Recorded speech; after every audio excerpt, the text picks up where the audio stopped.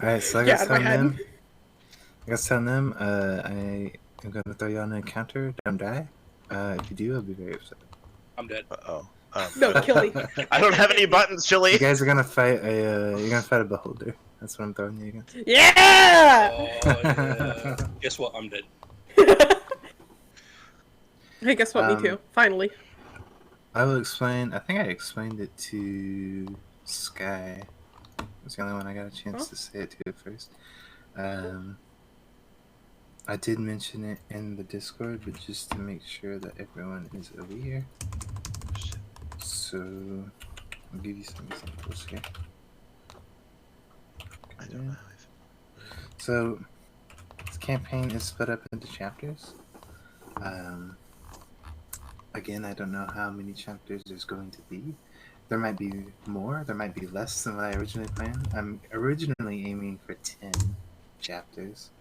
But again, dependent on what happens, what I think of, what you guys do, that might decrease the amount of chapters or increase the amount of chapters. I have no idea. Same thing goes for chapter length. I don't know how long each chapter is going to be. I'd like them to be a fairly decent amount of content. That way it kind of feels like kind of arcs as you go out through the campaign. And again, just dependent on what I think of and what you guys do, they could be longer, they could be shorter. Don't feel bad if, any particular chapter is shorter or longer because of shit you did. It just happens. It's fine. Again, there will be main story chapters, but I also explained that there will be character chapters that pertain to your characters specifically. So that alone gives us 5 chapters in the main campaign. And basically these chapters are more or less going to focus around either your character's backstory, or something that just heavily pertains to your character. An example of that could be like, if you're a religious figure and you worship a god or something. It could be that, but 9 times out of 10 it'll probably be backstory related. And you could do whatever you want with those chapters, and again, don't feel bad, don't take it personally if that chapter ends up being shorter or longer than others. But it kind of gives everybody an opportunity to learn of each other's characters. You can reveal what you want to reveal, you can keep secret what you want to keep secret. It is all completely up to you when it comes to character chapters. There may be main chapter stuff that kind of seeps into those chapters, just depending on, again, what happens, and just like if it's relevant or not. But overall, the character chapters will be based on your character, whoever it pertains to. And just to give you an example, the chapters will be announced like this. So anytime that you hit a certain milestone or hit a certain stipulation, boom, next chapter, go. And that's an example of how it's going to show up. That's what a main chapter looks like. And just so you guys are not confused or ever wondering, if you ever see let me see, I don't have my glasses on. If you guys ever see this, a chapter with an asterisk, that means it's a character chapter.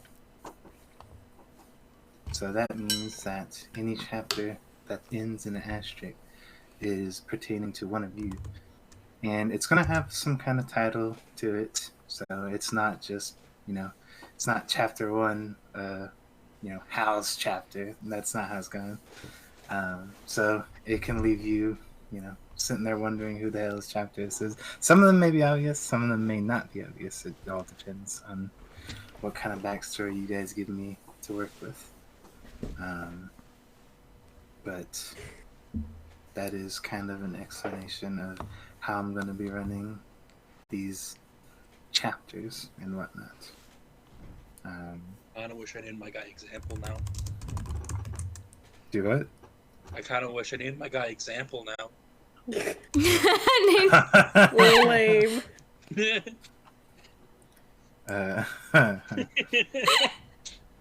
I'm trying to think. Chapter 3 example.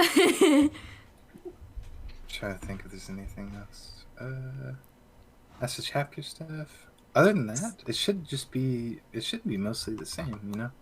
Same that we've done before, you know, we just kick it off and just do whatever y'all see fit. Again, I don't think anybody teamed up this time, so this campaign is going to be run as if you guys don't know each other at all.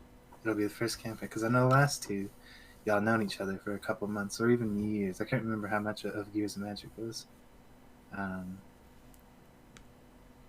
But yeah, this one, you guys don't know each other at all. This first session will be based on pretty much you guys meeting each other.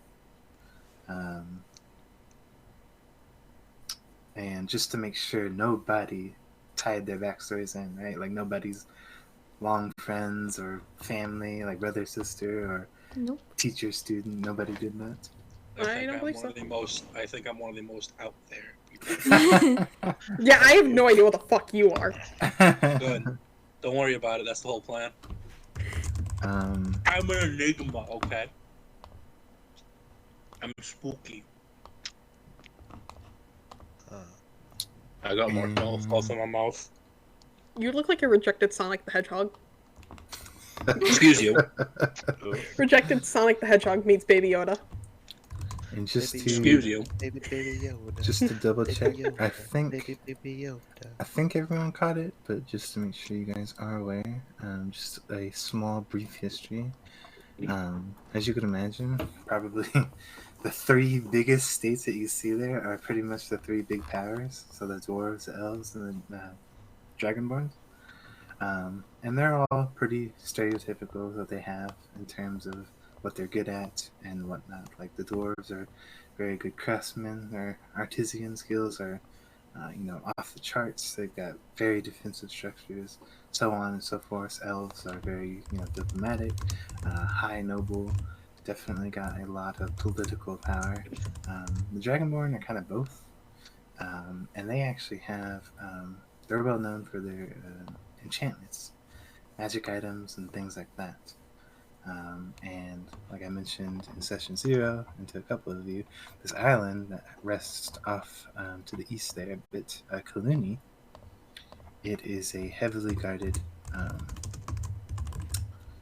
heavily locked down island that the Draconics have made a statement about publicly. And just so you guys know, I think this will pop into the chat. That is a statement right there that they have made about that island.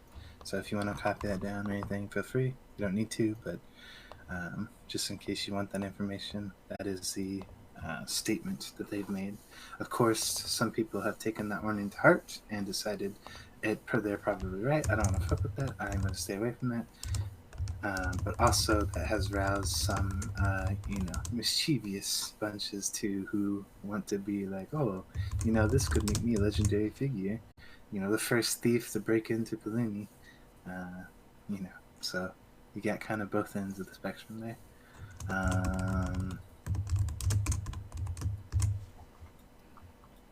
I think, of course, all these states, some of them have kind of like a primary race to most of them. Some of them are kind of mixed. But I think you've all chosen places on where you've originated from.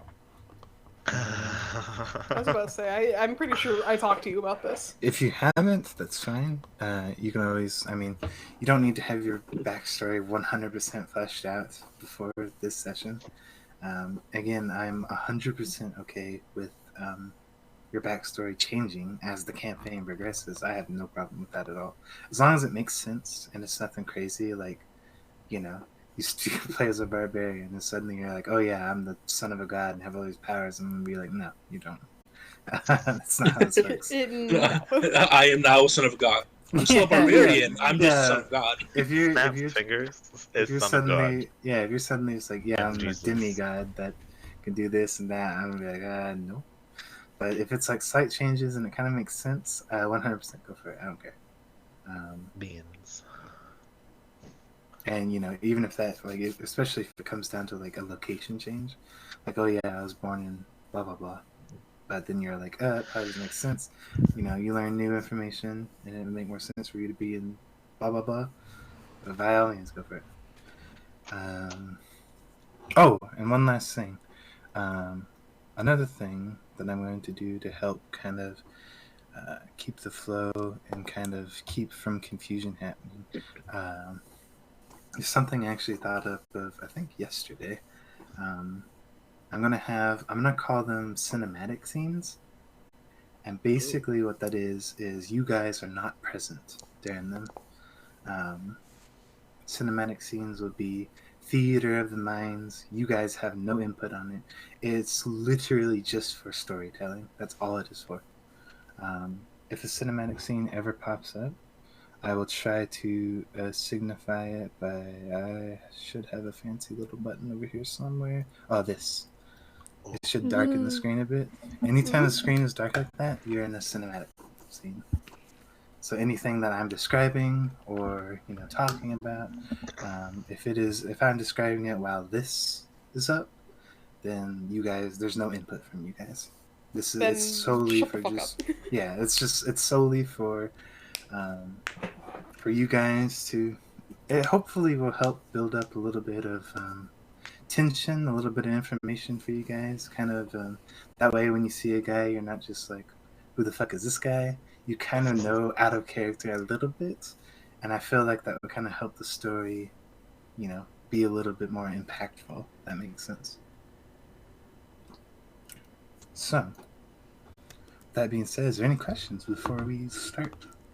I am so ready for the Ace the Mechanic cinematic universe. Yes. Thank you. Oh my god, dude. We even have Infinity War.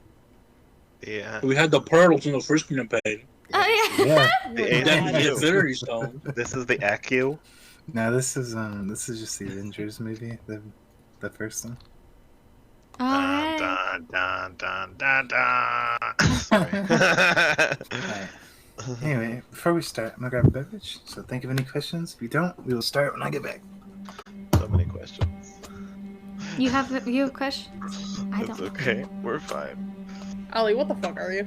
Remember, I've only been. Look at him. He's so fantastic. I can't stop staring. You look like an abomination to society. Oh god. Don't worry about it. I am me. I need to open your stream. If I open this and I crash, it's not my fault. I have like Please don't 15,000 crash. tabs open. Like, now... Now I can hear myself 4 relatively times. normal, Help. Dear child. What How is accurate? I'm That's redrawing just myself. what looks like is human or elf. I'm very obvious. So Sky, The you're the one fuck that's are you? playing that. Playing what? Nothing. Playing what? Nothing. Oh, I will say, forgot. Jeff. Oh wait, or is it Mal? Wait, which? Who? Uh-oh. Ooh, what The names are what? under us. The Are you names... both? Are you both tieflings? No.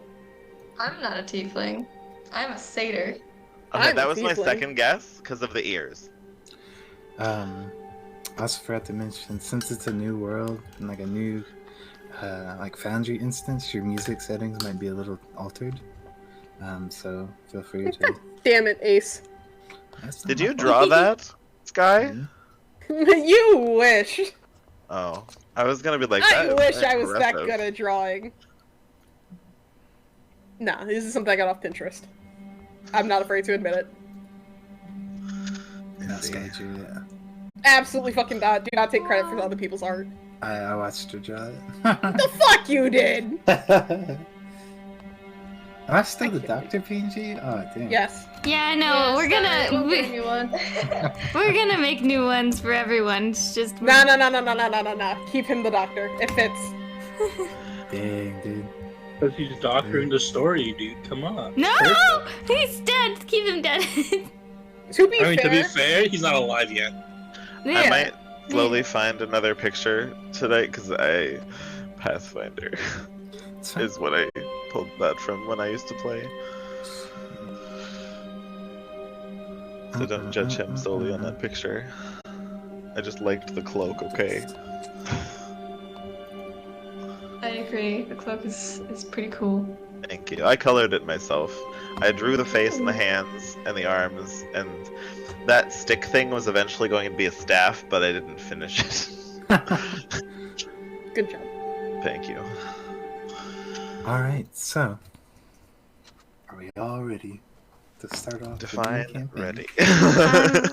No, actually, I forgot to blink. Hold on. I am B. Alright, I blinked. Ready. Ready. I'm scared. I You should be be. ready. Oh my god. Are you gonna talk like a pirate? Oh god. Me? Don't give him Yeah, ideas. Stop talking. No. Yeah. Lovers. Don't give him I'm not a ideas. pirate though. If you look at my thing, I got cowboy boots on. No. There's a new sheriff in town. Oh yeah. God. Oh no. Oh no, is right. Mm-hmm. Oh dear. You're just gonna see a little goblin walk up with the spurs just clink, clink, clink. I'm gonna say this because at some point I do want to try it. Because I can't do voices, I do want to try a voice changer for her at some point. So probably not this campaign. I want to test it out, but eventually I might switch over to a voice changer. Oh yeah, go for it. I became really close to doing it for Doctor, which would have made a lot of sense. But I never did. Alright, anyway. To start our story off.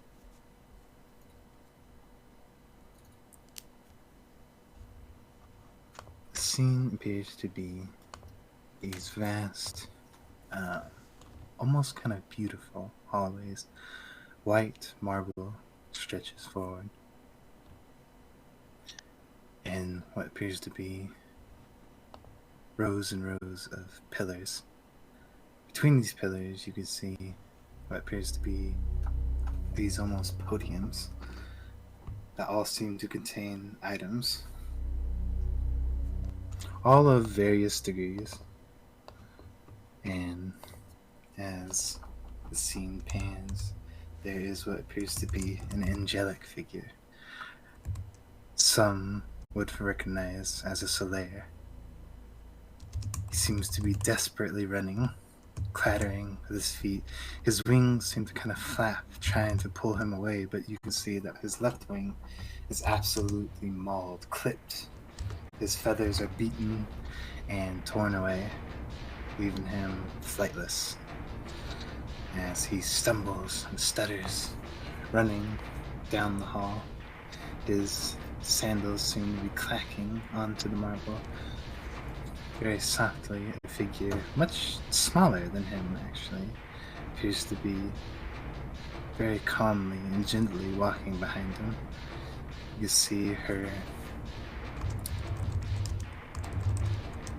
leather boots, followed by this kind of pink, almost fluffy looking cloak. She has a satchel to her side and this kind of thick wooden staff she holds in her right hand. She has a hood that drapes over her head and seems to have this kind of short, bright, kind of amber hair. The Solaire seems to be running almost in a form of desperation against her. He's definitely had a scuffle with her, but it was a losing battle. As the Solaire seems to stammer and scatter about, he finally seems to kind of take cover behind one of these pillars as he quickly seems to grab a hold of one of the items on it. It appears to be this beautiful, almost ornate stone. It's kind of oval in shape, smooth. It's got all of these symbols that seem to run along it. As he snatches it up, you see he seems to mutter an incantation, makes a bit of a gesture, kind of drags his finger along and over the stone. The stone's insignias and symbols seem to light up alive as he seems to take another glance back just to check the figure still slowly approaching. He quickly brings his attention back to the stone. As it seems to connect, you can hear a voice that seems to ring out. But thankfully, it is telepathic. It seems to be a conversation between only him and whoever is on the other end. The other end seems to be curious. It kind of rings out. Oh, hello. Who is this? As quickly, in this desperation, this Soler seems to be panicked and screaming. Just quickly, you have to get Calcio on the line. There's Lila. It's Lila. She's acted out of order. She's killed Expium and plans to take. And before you can even finish, you hear his kind of guttural kind of. His stone or his skin seems to turn this ashy gray. It spreads over his body. He literally petrifies in a matter of seconds. Stone cold all over. And as he petrifies, slowly cracks start to spread along his body before it slowly starts to literally decompose, falling into nothing but a pile of rubble and ash. The stone seems to drop and roll across the floor. This figure, which is now to be implied as Lila, it seems to roll in front of her. Without even reaching forward, the stone seems to gravitate towards her. She seems to use a type of magic. The stone snaps to her hand. She speaks into the stone. It is a soft but dangerous, malicious tone. Yes, that's right. I plan on taking Calcul's life, the same as this poor lackey of yours. And trust me, I will not hesitate to take out anyone that stands in my way. So it's your choice.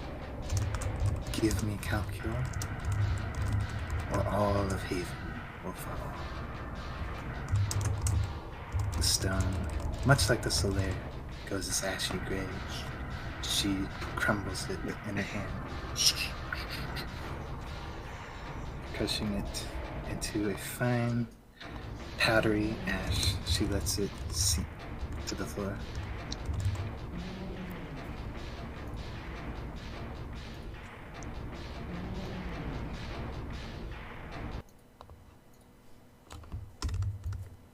And that is where we will begin our story. Into the streets of Chillmond. It is a cloudy, rainy, cold day. For the sake of it, now, if you could describe your character for me. Okay, I can certainly try. So this is a satyr with like pink hair kind of braided up into a bun with like a dagger poking through it. She's dressed in what looks to be like dark red robes with gold trims, and she has a scar over, I believe it's her left eye, and it seems like she doesn't have vision in that eye either. She looks very serious and stern and very, not very approachable. Okay, and the name of your character? Her name is Eris. Eris. Got it. In that case, we find Eris. You are aimlessly wandering down the street. And due to recent events, or events in your past, you find yourself kind of lost at the moment. You're walking And as you walk, the sounds of the streets, the sounds of the rain, kind of clattering against the rooftops and the ground beneath you, the footsteps that seem to walk by you, it's all fuzzy. Not in a sense of you can't really hear it, but it's not processing to you. You're so deeply lost in this kind of aimless, gray state. You actually even find yourself occasionally bumping into pedestrians, people that seem to be also traversing the street. Some kind of apologizing, some, of course, paying no mind to it, but some also kind of throwing some insult your way, a curse every now and then, but none of it processes to you. You can almost be described as a dead woman walking, with no real goal in mind as you walk and walk. The first thing that comes to your attention is you actually find yourself in front of a tavern. It seems to be just same as any other tavern. As you decide there's not much better to do, so you find yourself walking in. As you get inside, you shake the water off of you, shake the cold of the outside off.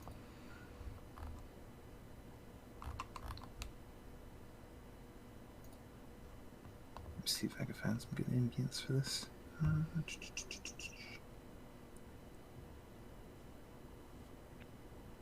Of all the things I don't have a tavern. Can't believe that. As nobody really seems to pay you any mind, surprisingly, despite the fact that you look much different than any individual in this tavern. A lot of them appear to be humans. There may be an occasional dragonborn or tiefling here or there, but it is very few and far between, if they haven't left or gone to bed yet. As you seem to find your way stepping up to this kind of bar side, you can see there's a rather fine gentleman, definitely a bit pudgy in nature. He appears to be about average height, about, we're looking at about 5'10", 6 foot nearly, and kind of average, kind of commoner clothing, kind of this like nice kind of leather vest with this kind of white undershirt, kind of burlap pants, a common set of boots, and he actually appears to have this kind of nice kind of black hair. It's almost even kind of like slicked over to one side. He's got like his big bushy kind of mustache and like kind of goatee combo. As you kind of come up and sit down, and his attention seems to be brought to you as he was kind of attending to a few of the other people at the bar. Finally seems to draw to you as he kind of greets you and says, "Oh, hello. How can I help you today?"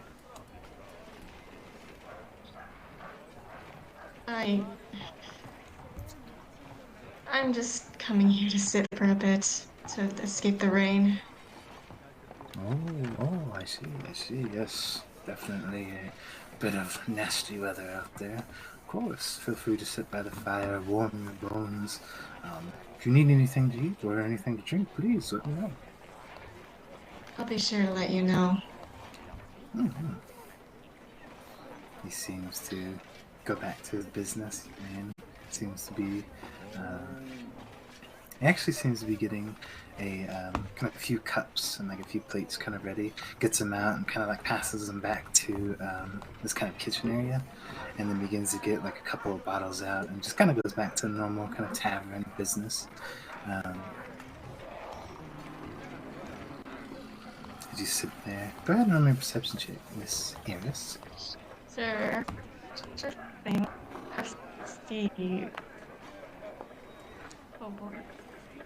19. Okay. Not bad. Finally, kind of just getting a moment to sit down and kind of rest. Your senses kind of come back to you. You're still not feeling great, but you're kind of beginning to actually pay attention and listen to the things around you. The conversations that are happening is kind of cheerful, kind of jolly, talking, and like a small bit of like singing in the corner for kind of like the more drunkards. You kind of just examine this kind of just typical tavern setting. Kind of taking in the sights, the sounds, the smells, even.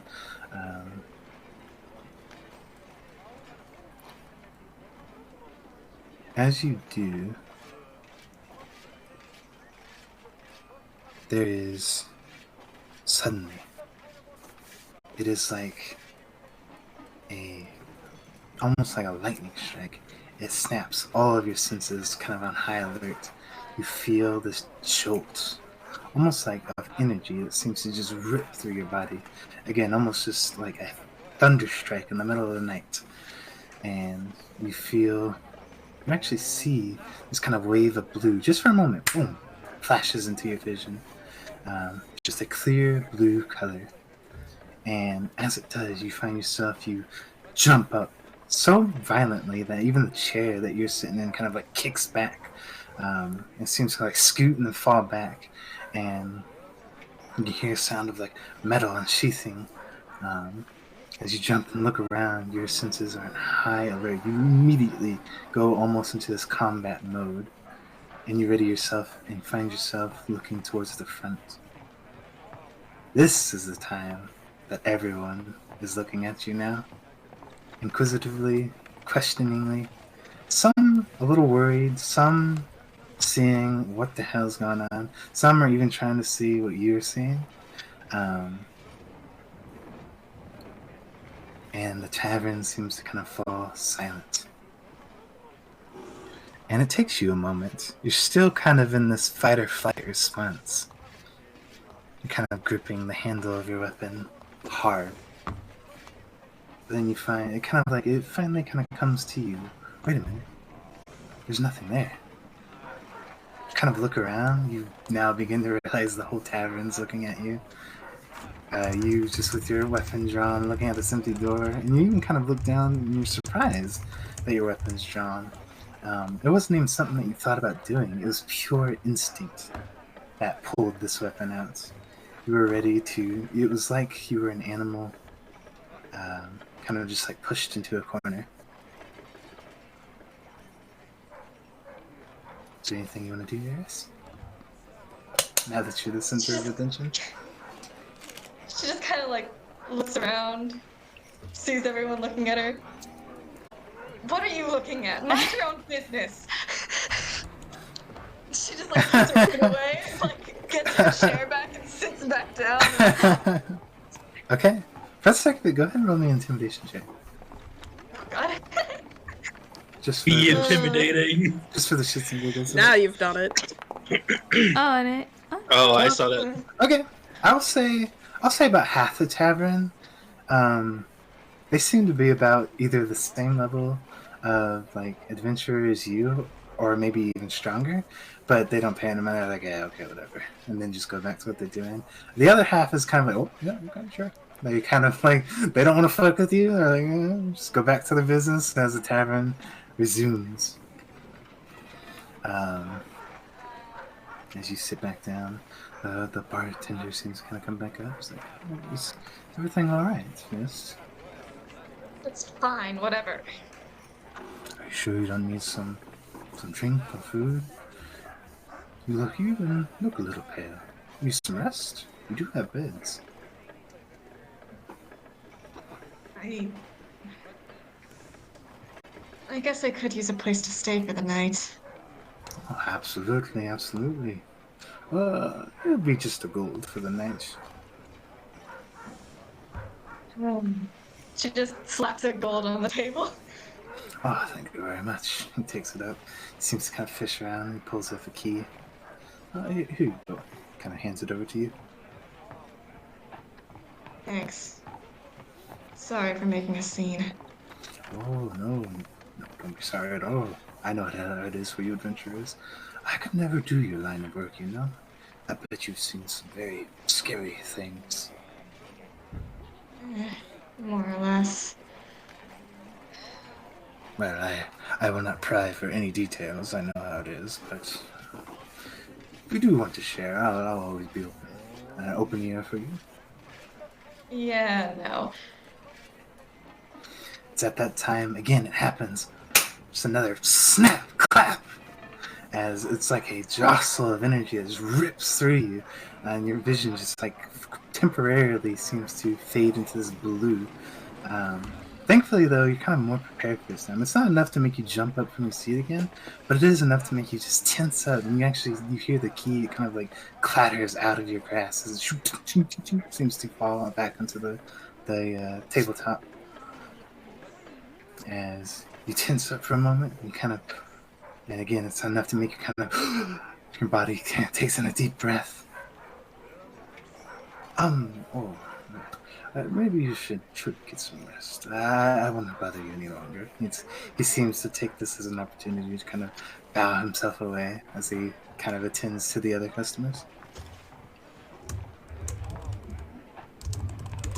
She just looks like annoyed at this point, like, what the hell is happening right now? But she just like, picks her key back up and just goes. Okay. Take it. You start to head upstairs, head to your room. You kind of put the key into the lock, pop it open. You open the door, it's not really much of it's not anything special, per se. It's just your typical kind of tavern room. You got a comfortable enough bed, kind of with this like table, this chair, like a little bit of a vanity to kind of, pretty yourself up if you wanted to, freshen up, however you want to look at it. Like this little kind of, like little private area for dressing and everything. You kind of examine your room, kind of step in, close the door behind you. Takes a moment. Go ahead and roll an investigation check, Eris. Oh boy. Investigation is not my strong suit. 10. Okay. Kind of bring yourself in, kind of getting yourself kind of relaxed, kind of find yourself sitting on the edge of the bed. Again, recent kind of events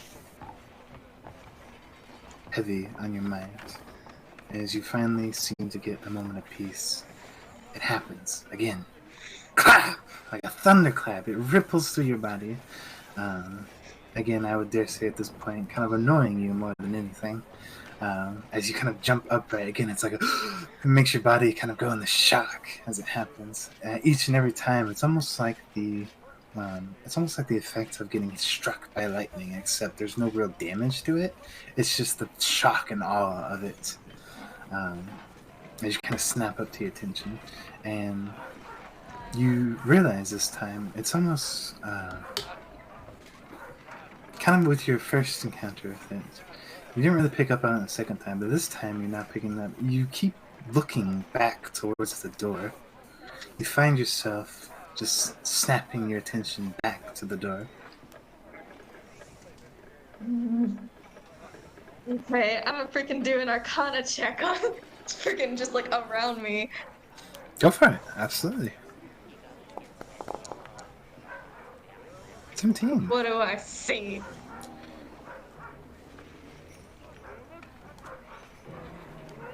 You actually begin to pick up.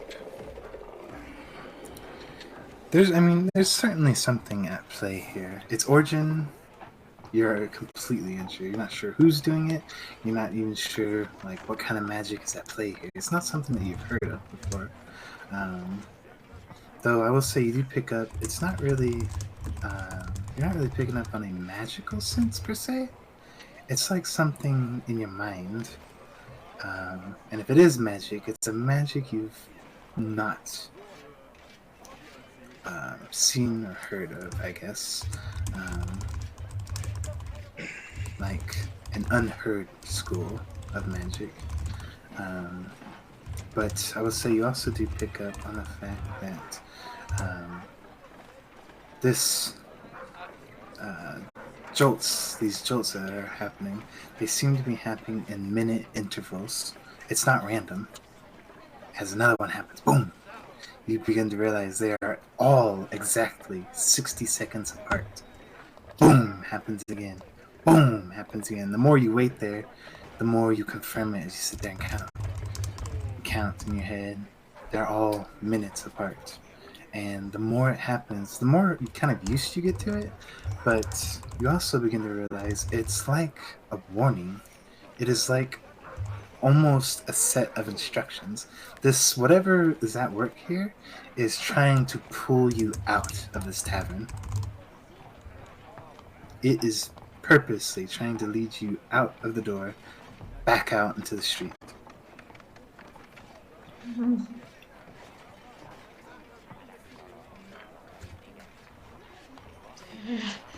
Who does this mysterious present think it is?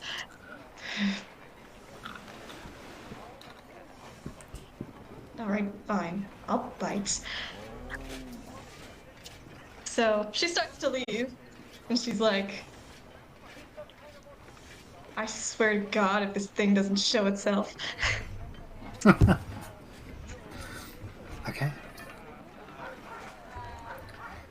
You begin to follow it. Step out of your room, down the hallway, down the stairs. Find yourself back into the tavern. Get a few looks, but not much. As you find yourself walking back and out the door. As you come back now to a lively street. Again, it's raining. It's beginning to kind of let up a little bit, but still kind of like a moderate / kind of sprinkle happening. And as you go out, you realize that the jolts, they seem to be like a little less violent now. Still enough to make you kind of pay attention, but not enough that it sends like these ripples through your body. It's enough to kind of shock you into anything. As you kind of step out, it's more free, and you realize again, it is like instructions, directions even. It starts to lead you down kind of the left side of the street. I assume you want to follow? Alright, can I insight on like what this presence might be? It's very like intimidating, obviously. Sure. Google Maps. That's the medieval equivalent. 15, okay, yeah. You peer into it, trying to kind of read its intentions. It's pretty difficult, as you're not really looking at a person. There's no body language to read, nothing like that. But kind of think on it, and there's been similar things in the past. Be it personal experiences or even experiences of, family members or friends. There's definitely something divine in nature at work here. So you kind of get a feeling that whatever it is, it's kind of best to just follow it. You get a sense it's definitely a higher power. This isn't just some like wizard, in his tower messing with you or something. This is a deity that is speaking to you. Though, without revealing too much, it's not the deity you're thinking of. You know that for a fact.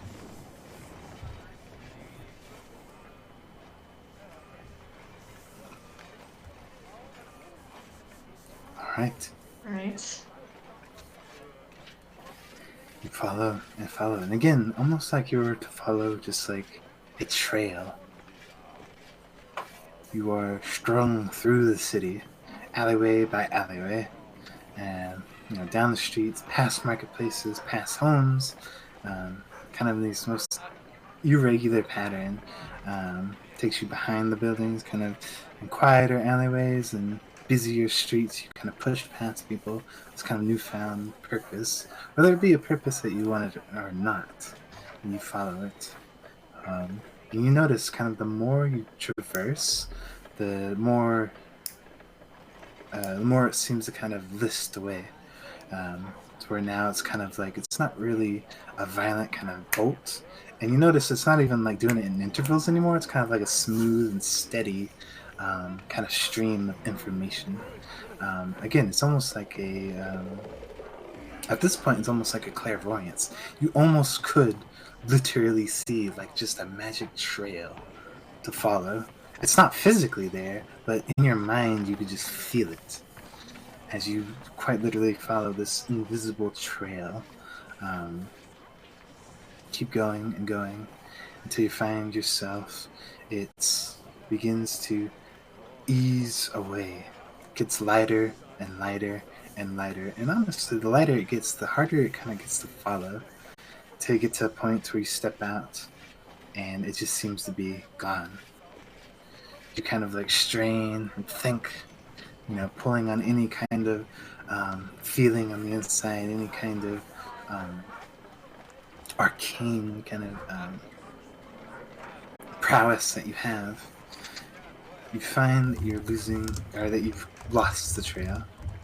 But it is at this time, as you stop focusing on it, there are two others that seem to be sticking out to you. Two that are not the normal crowd that seem to be walking and minding their own business. Start with the first one. If I could, how do you describe your character? Okay. He's a very flamboyant looking changeling. With like really like long white hair that goes into like a ponytail. He has like little poofy dandelion looking pom-poms on his shoes and on the end of his tail. And has a violin in tow. Okay. I'll put an image in character art. Gotcha. Alright. That, you see that, Eris? And if Jeff, you have to explain your character.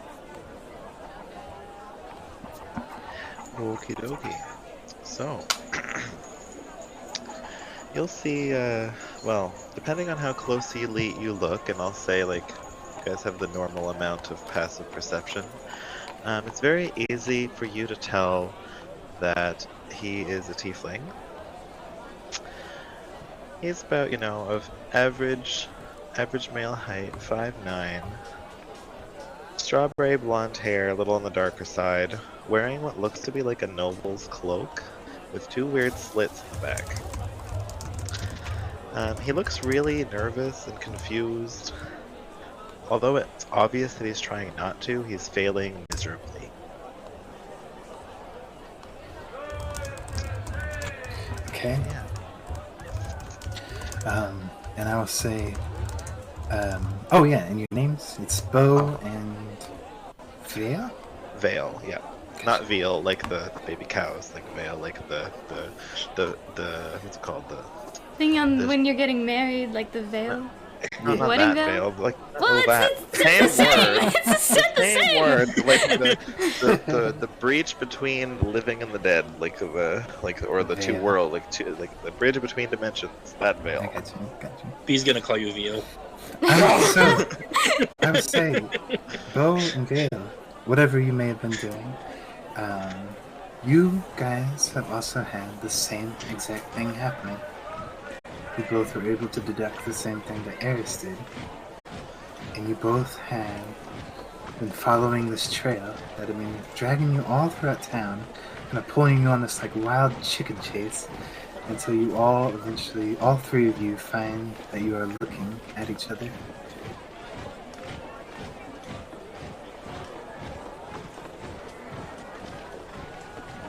Am I allowed to react now? Absolutely, go for it.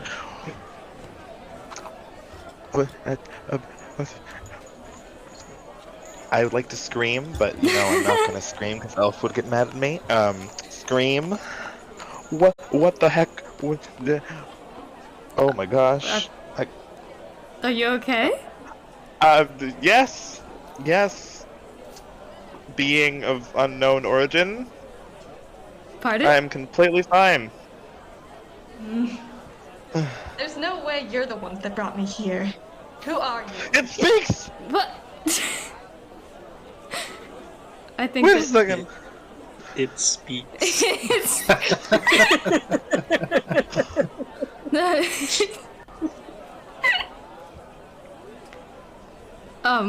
Excuse me? Bring you here?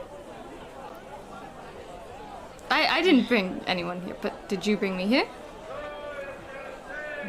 No, I'm obviously just as confused as you are. This Vale's, guy's like, clearly banging confused. Vale's banging his head against the wall of like whatever alleyway we're in. I'm just like smack. Oh, don't Over do and that. over. Don't. Yeah, Vale, you have to take a few steps up the side, but you kind of come up to this brick wall, just bump. I'm just breathing. I don't think you are okay. Excuse me. Do you need something? Are you talking to me? Yeah, yes, I'm talking to you. You seem very distressed. Are you alright? Yeah, I'm fine. Complete fine. Yeah, fine. I'm fine. Nice weather we're having. It's raining, I think. I want Hal's character to not know if it's raining, especially if it's raining. I swear it was raining at the beginning.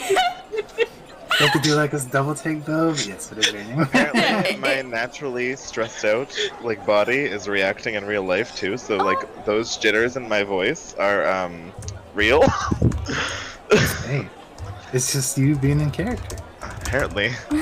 I am now imagining Hal's character walking around soaking wet. I'm just saying, I think it's raining. I'm sorry. That is the funniest fucking thing. Vale's going to continue hitting his head against the wall while muttering, "This can't be happening. This can't be happening. This can't be happening." You know the in Mean Girls, like, what's her name, Karen, when she's like, I have a like, she's like a 60% chance it's raining right now, and she's out in the rain. That's Beau. I'm fairly certain it's raining.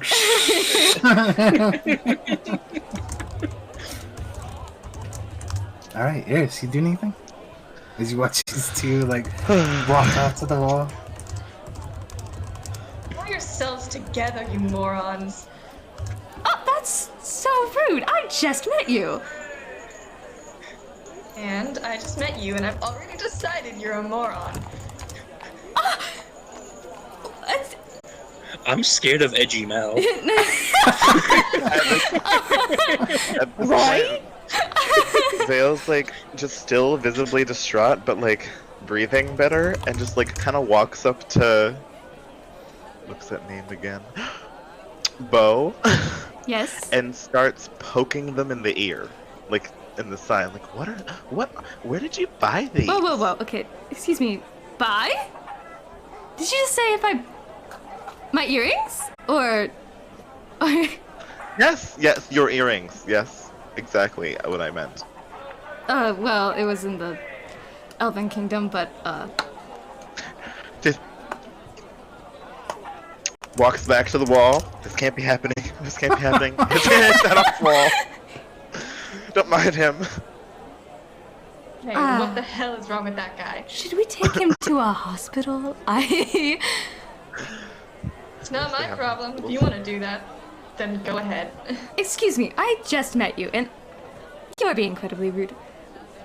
My name is Beau, not moron, no, not whatever. Beau, what is your name? Usually introductions are nice. You probably won't know me long enough for it to matter. Pleasure. Okay. What about you? Please stop. Don't bang your head. What's your name? You're just gonna see like the slowest head turn possible. Oh, me? My name's Vale. Yeah, isn't that ironic? Vale, yep.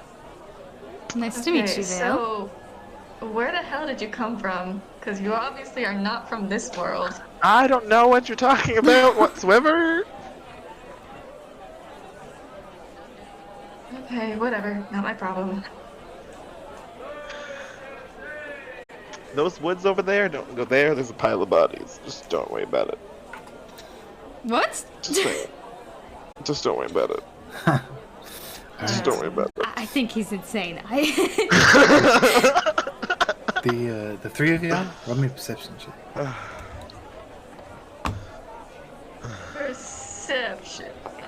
I was almost an 18 SMH. Why can't I keep the 14?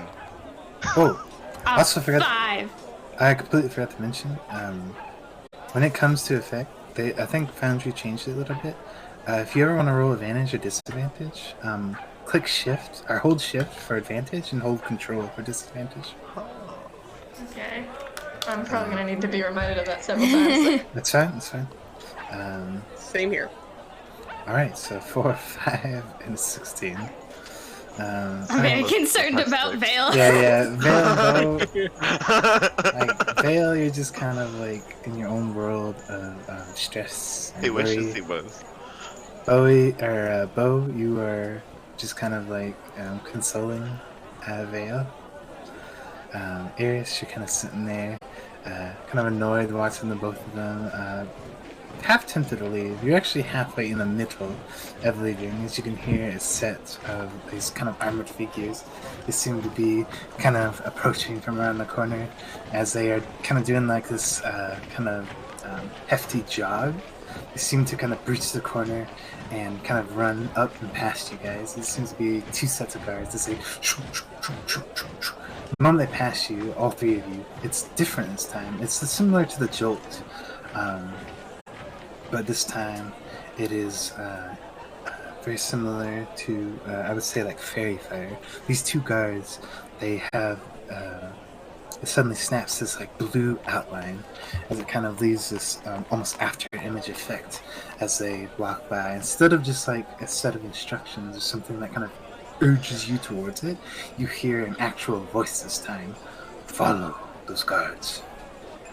It seems to ring out in your heads as the guards kind of doing this hefty jog. So as the guards go back, I said, "Oh my god, the voice is back again! It's Wait. back again. Why is it a man this time? I'm Did so you- confused." Did you hear that too? Wait, To follow them? you heard it too? What was that? You heard Who it do too. they think they are telling me what to do? Well, I'm gonna listen to a mysterious voice in my head because, I mean, how did it get there? Great choices we're making today, guys. This You party guys is go going to ahead. die so fast.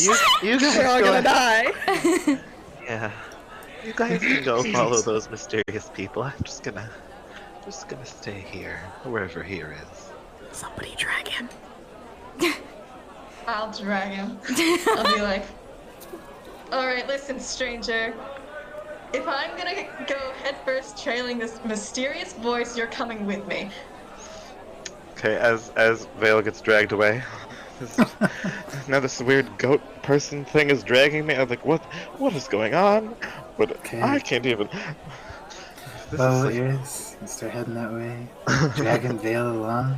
It's easier this time as you kind of just keep sight of the guards, following them as we get closer and closer to what apparently is this incident. Mr. Ali and Ali, explain your character to me, or to us. Alright. So what you see in front of you is the most handsomest goblin you have ever seen.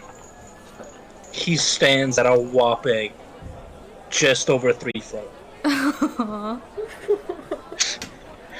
He has a long, like, dark brown cloak with a really neat red pattern on it.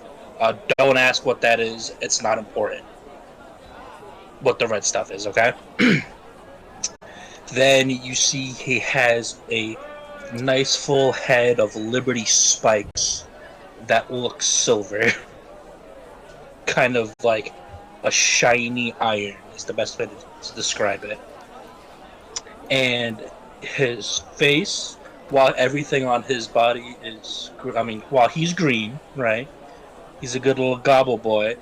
His face is painted completely yellow with 4 black stripes going diagonally down his face. And then he has some weird tubular looking things on his body, but you don't gotta worry about that right now. Oh, and the most important part, his nice, luxurious cowboy boots. Important. All right. It's very important. Also, I'll re-put him in character art for whoever has not seen him. All right.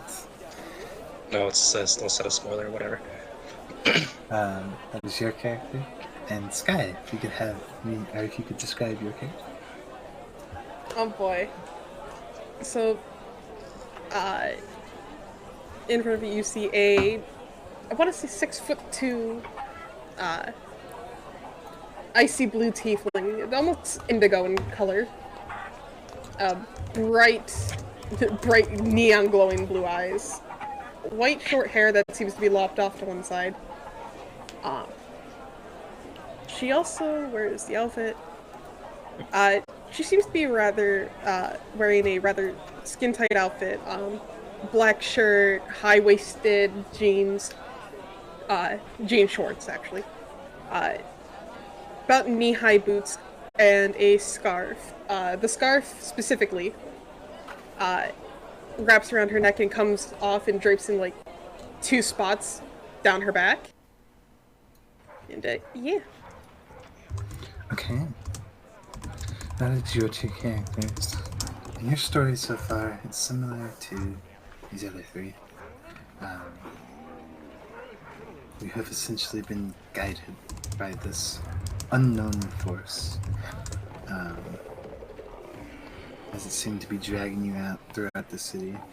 Mostly you, Amira, as it seemed to have brought you to this small little goblin that was described. However, you were actually approached to a scene of what appeared to have been an argument. Mr. B, you had been in a rather heated debate with a few elves, actually. You were speaking to them about various things, kind of making small talk. And although disgusted, they had kept the conversation up with you. They didn't seem to be too keen on your goblin appearance. However, you started to describe, things of where you've come from, and they seemed intrigued almost, but still rather kind of snooty about it and kind of arguing with you, saying that it was untrue and things like that, and almost like almost to try and provide a sign of proof. We actually showed them a pendant that was actually given to you by your friend. And of course, it was a sign of both 2 different types of proof. You should know what they are. Yes, sir. As you displayed it to them, the elves had actually, they began to kind of crowd around you. They actually snatched it up from you and started to claim that, again, not only were you lying, but they believed that this was something that you stole. They said, kind of describing it as it would only make sense for a creature like you. And Amira, along with B, this is what has sparked this whole kind of argument and fight. As you watched, I would say, stop me if this would be wrong, B, but as they kind of snatch it up, I would imagine you start kind of attacking at this point, kind of trying to get your pendant back, because this pendant is very important to you. Yeah, no, the guy who snatched it up, he's getting a barrel to the knee. Okay. Like he's getting shot in the knee. Okay. No questions asked. So for that sake, I'll say, Amira, you are bewildered. You've never seen whatever kind of weapon he's using. You've never seen before. He pulls out one of these. Again, these kind of tubular, kind of long, metallic. It almost looks like a wand, but to your surprise, you see, you kind of hear this loud kind of eruption out of it, and kind of like smoke and fire seems to erupt out of the end as one of the elves' knees just seems to shatter and blow open. You see just blood and even maybe like a few like bone shards kind of just fly out, and that's enough to not only make you jump but be like, what the hell is that thing? And that is suddenly you see these groups of elves starting to kind of like pile around and starting to try to bully this kind of goblin. You see they're taking various things like small like magical items that shoot kind of like fire bolts, things like that, and also just like physical kind of like kicking, punching, stuff like that. This goblin is surprisingly holding himself off pretty well, as you could hear the eruptions just kind of ringing out. And that's enough to draw the guards. And at that point, that is when the rest of you, Vale, Beau, and Eris, you are drawn to this racket, the sound of people kind of crowding around, the guards kind of coming up and breaking through the crowd as they come up. You can also hear these like strange just eruptions, just it's nothing like you've heard before. It almost sounds, it's comparable to like almost like lightning strikes, like in the distance, but not necessarily. As you come up, finally the guards kind of break through as they get a hold of a couple of the elves, kind of like get them in holds, kind of pull them back a bit, and B, they do the same to you, start to kind of like grab a hold of you and pull you back, as they're kind of just like, all right, break it up, start to pull you off, push you away, as the guards start to kind of like fill in. And this is a crucial moment, a choice for all of you. Beau, B, Vale, Eris, and Mira. Of course, Beau, Vale, Eris, you are now aware that these two are also ones that you've been guided to. And here's the question, mostly for B, but also a group decision.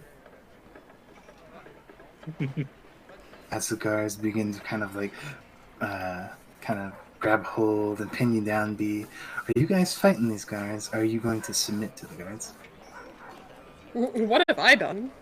Oh no, B's flailing. He's not dealing with it. He knows his place in this world. Okay.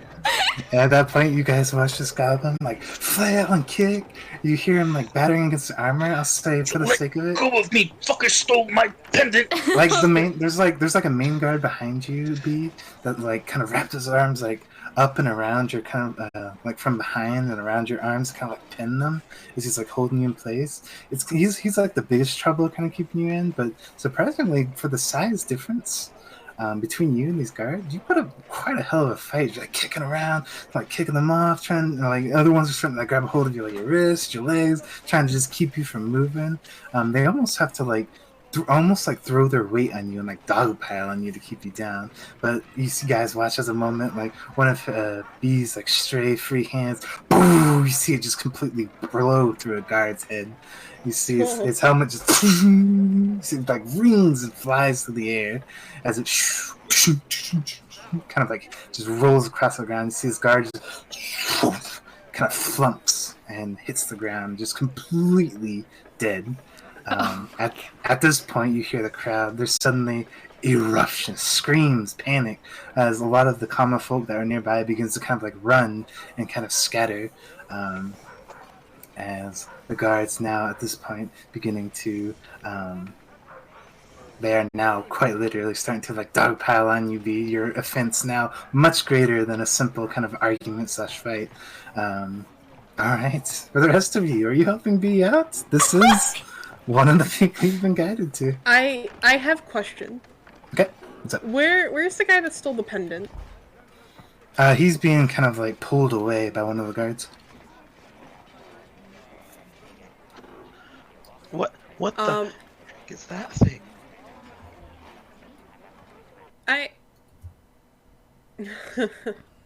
I wanna run up to him looking panicked.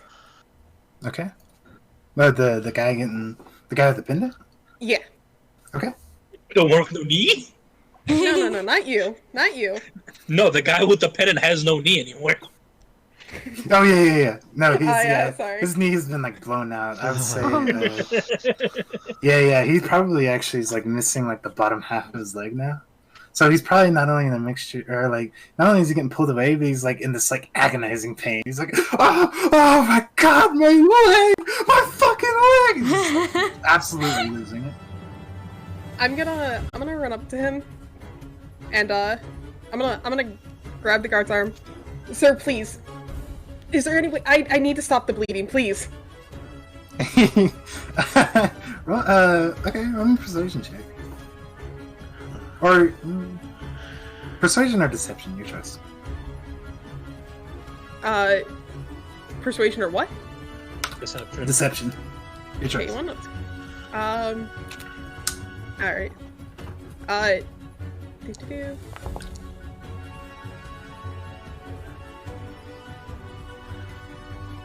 Okay, 18. Absolutely. As he's like flailing about, you see like he's like one of his arms manages to like actually kind of like slap the guy's face, not doing really any real damage, but just like kind of just a nice sting to the cheek. He kind of looks over. It's like, what the fuck? Who the hell are you? He's just kind of like flailing, just full on like panic, like pure panic. Again, his legs just missing. He's like bleeding everywhere. You seem to draw a bunch of his attention as you mentioned kind of stopping the bleeding and whatnot, but whatever you had going on with him is kind of cut off the guard. The guard kind of like he seems to just kind of like push you away, quite literally just takes his hand, like presses it to your face and just kind of get back. He kind of just shoves you away as he takes this elf and starts to kind of pull him towards some other guards who are pretty much doing what you were talking about, like getting out like bandages and like medical supplies to help this elf. I have a question. Mm-hmm. As he pushes me, can I sleight of hand the pendant? It'll be difficult. Go ahead and roll a perception check first. Because he's not holding the pendant anymore. He's actually tucked it away. Bastard. 21! Okay. I will say you do know that it is in his satchel. He put it in his satchel. So I will say you can sleight of hand it. I want to sleight of hand. I want to just casually just oopsie daisy cut the bottom of his satchel. Okay. Just accidentally, my knife catched it as you pushed me. Oh no. Definitely you do sleight of hand. It'd be a disadvantage though. Because the guard is like pushing you away as you're doing this. Did I roll disadvantage? Control. Hold control and hit sleight of hand. Elf. That's Okay. unfortunate. We're all gonna get arrested. You unfortunately you try. You definitely had a good plan in mind. The only thing that threw a wrench in it was you kind of like you begin to work your ways, take your knife, kind of reach forward, but the guard suddenly just like not only does it like push you away, but like his hand just like obstructs your vision, so you can't even see like what you're cutting at. So you kind of just like he kind of like pushes you away. I would definitely say a couple of nearby guys take notice, and now suddenly they're coming up and grabbing a hold of you too, Amir. It's kind of like just grabbing a hold of your arms, kind of like not really as violently as B, but just enough to like apprehend you. They take your arms, kind of like wrench it back behind your back, as they're now kind of shutting things like, hey, no, hands off, no, come here, and they kind of like grab a hold of you and start. I am not going to resist. Okay. And simply say, I'm sorry. It's a defense mechanism. I didn't mean to. I'm sorry. Okay. Okay, yeah, no resistance, and they get you kind of pinned down and pulled away as they begin to pull this elf off and start to kind of bandage him up. and start to like quickly just stop the bleeding to keep him from bleeding out and dying on the street. All right, at this point, Eris, Vale, you guys do anything? I think we got Is there anyone currently like being mean to B right now? That's doing what now? Is like being mean to B right now. Like, is anyone attacking him? Oh yeah, I mean, I elves have a are... dog pile. Yeah. I mean, there are elves trying to attack him, but now that he's blown the head off a guard, there's now guards are just like dogpiling on him. Go ahead, for the sake of it, be rolling an athletics check. Athletics. Mm-hmm. Oh, that's a strength. Oh no.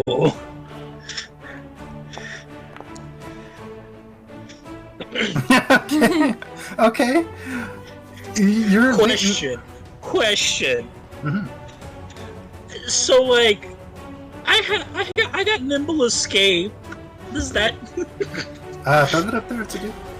It's literally just I could disengage or hide as a bonus action.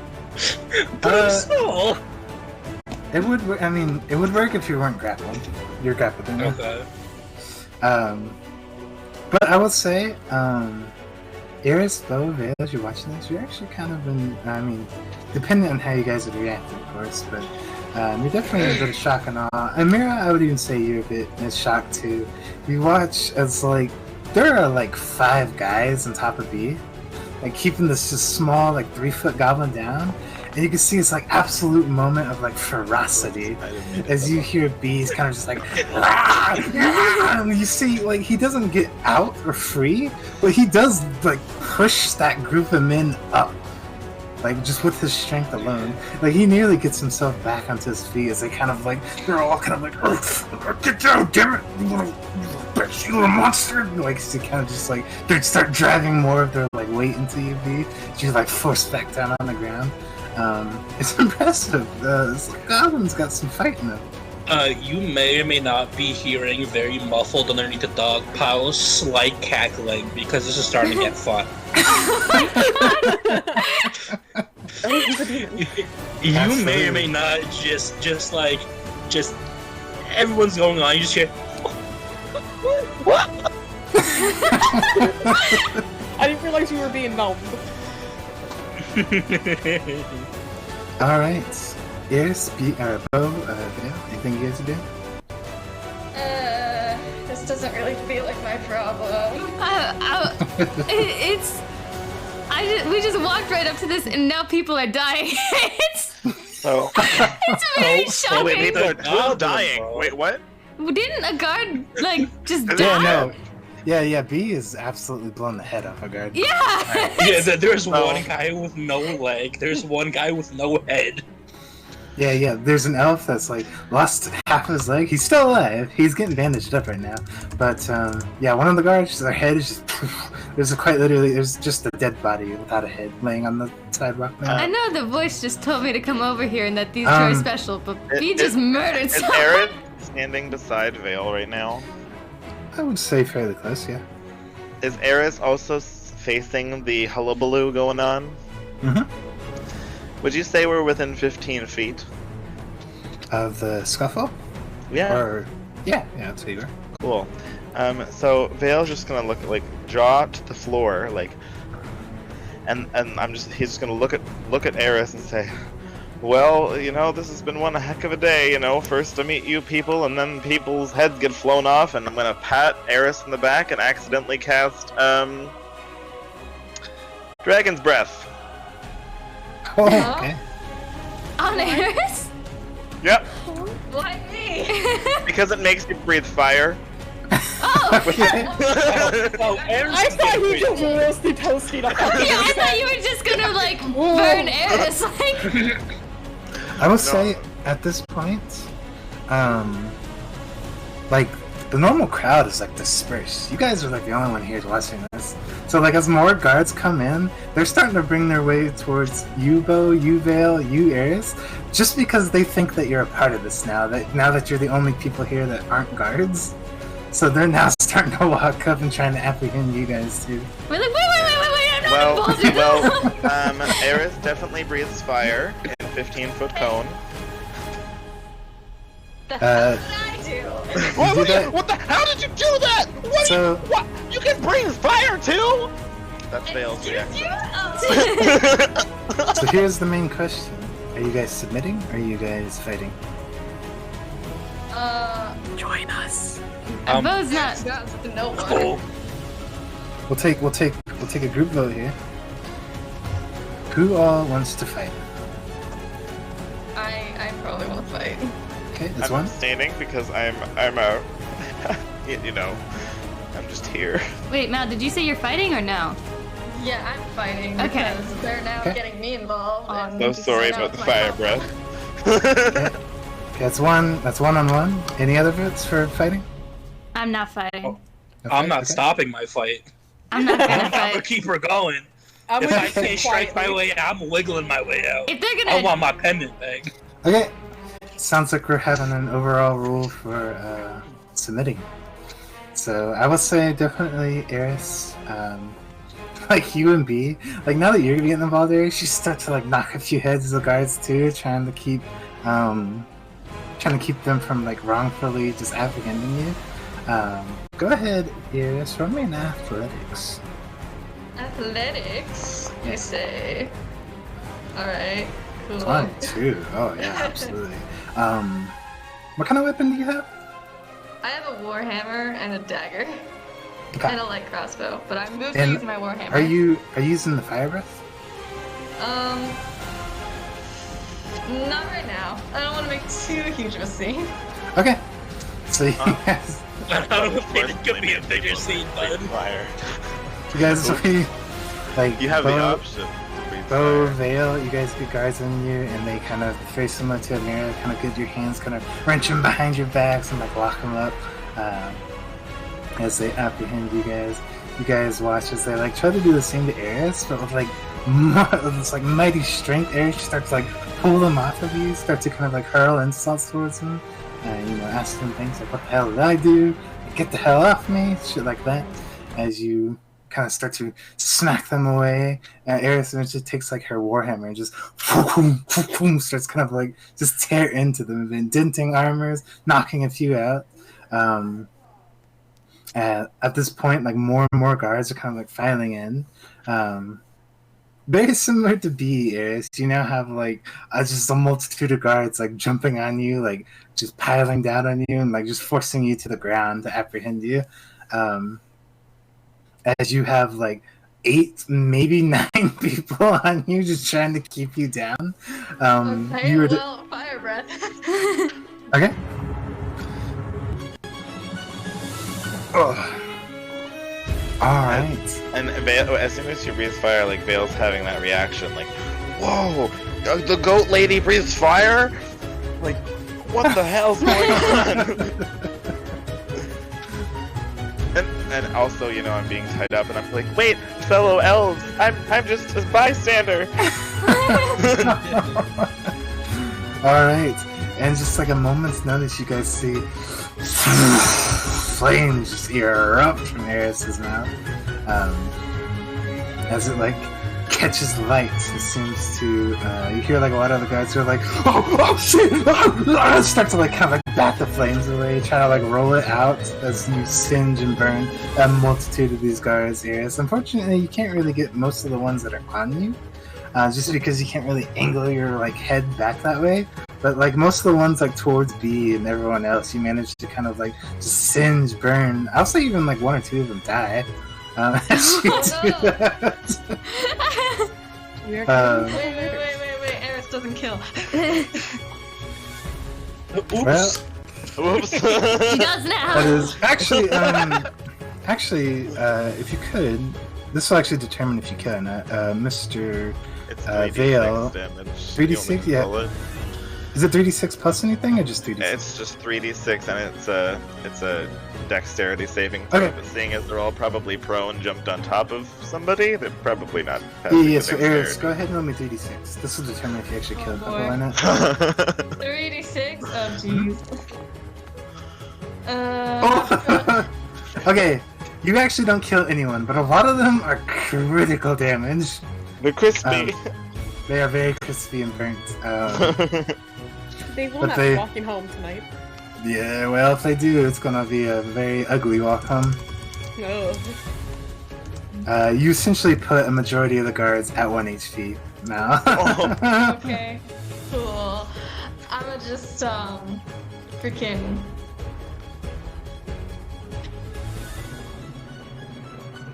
You should probably think before you put a hand on me. Yeah,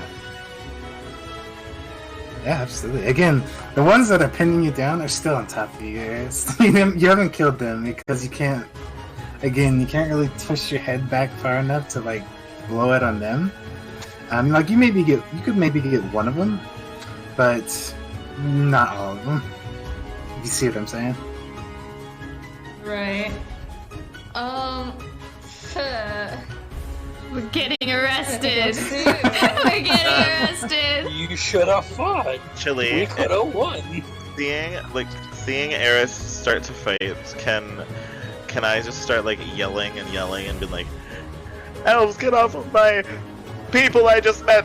and like try and get up, and I don't know what I'm gonna do because I don't know. You can definitely shout. That's about all you can do. Your hands are bound. You know? Okay, can I? This is gonna sound bad. Like Can I everyone. touch myself? Yeah. I mean, technically, yeah. Dragon's breath. Check his breath himself. Can I do it? You might. It's just verbal semantic. Throw it up there for me real quick. I'm pretty sure. Unless I put this in wrong. Give me a second. I posted. How do I go up? This isn't me I think rolling you have it. to roll it, yeah. Oh my gosh, give me a second. Cool. That. See. But also, cinematic. Okay. I think I put that in the wrong. Give me a second. Because I had to edit a spell. And I don't Go want ahead. source. Roll me a dexterity check real quick. Me? Yeah. Okay. Where is it? Hold on. I have 30,000 tabs open. Dexterity. Dexterity check. Ability check. Go. That's not terrible. Hello.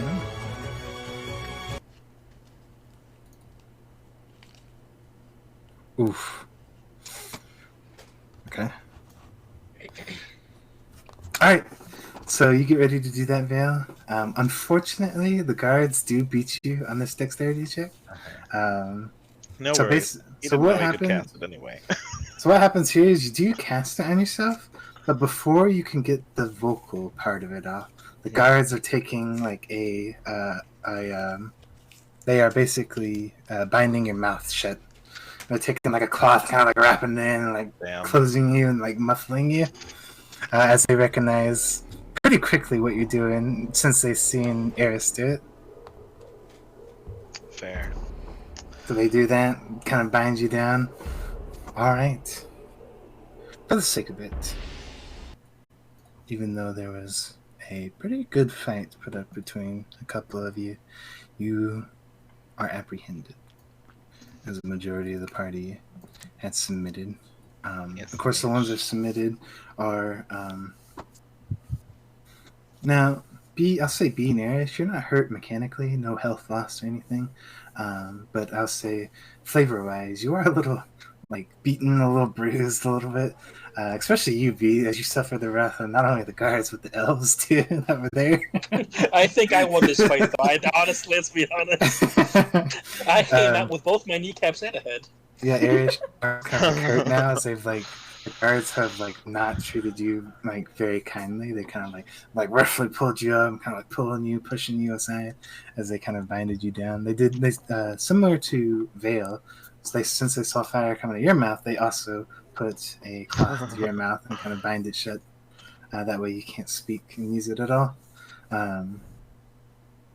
So sorry.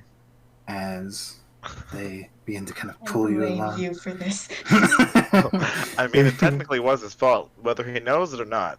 Now, that's a different story. They pull you along and push you down the streets. You get a lot of bystanders kind of like curiously looking.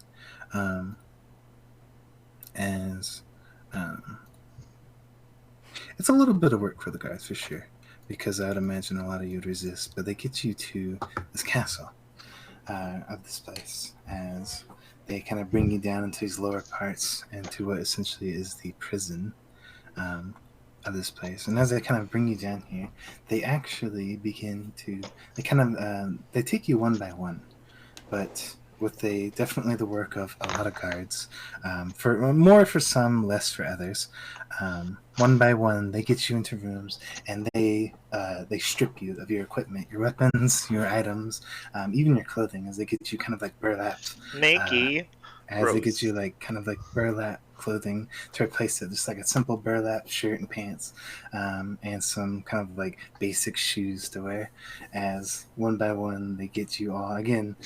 For some of you, not a hard process. For others, B and Eris, it's a little bit more of a harder process for them, but they do manage to get you all kind of stripped of your gear as they now begin to guide you through what appears to be these prison cells. Let's see if I can find it.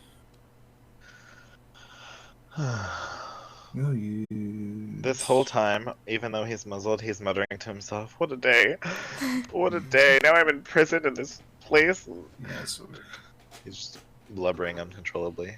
Just want you guys to know that.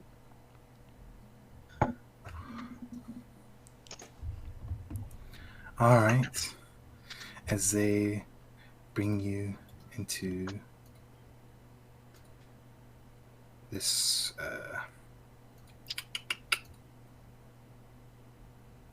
wait, hang on. Make sure y'all can see it before I activate it. You can see the stone walls, the torchlight kind of lighting these kind of dim areas, kind of metal bars, cells, as they bring you all in and begin to toss you into some of the cells, getting you in there as the cells close shut behind you. They you hear them like clatter shut and specifically lock. And I'll say you guys are split up in this order, actually. Amira and Vale, you're in a cell together. B and Eris are in a cell. And Beau, you're in a cell by yourself. He's alone. He's gonna go I'll insane. let you die. Wait, who am I in a cell with? You're with me! You're with Oh, Vale. fuck no, I went out.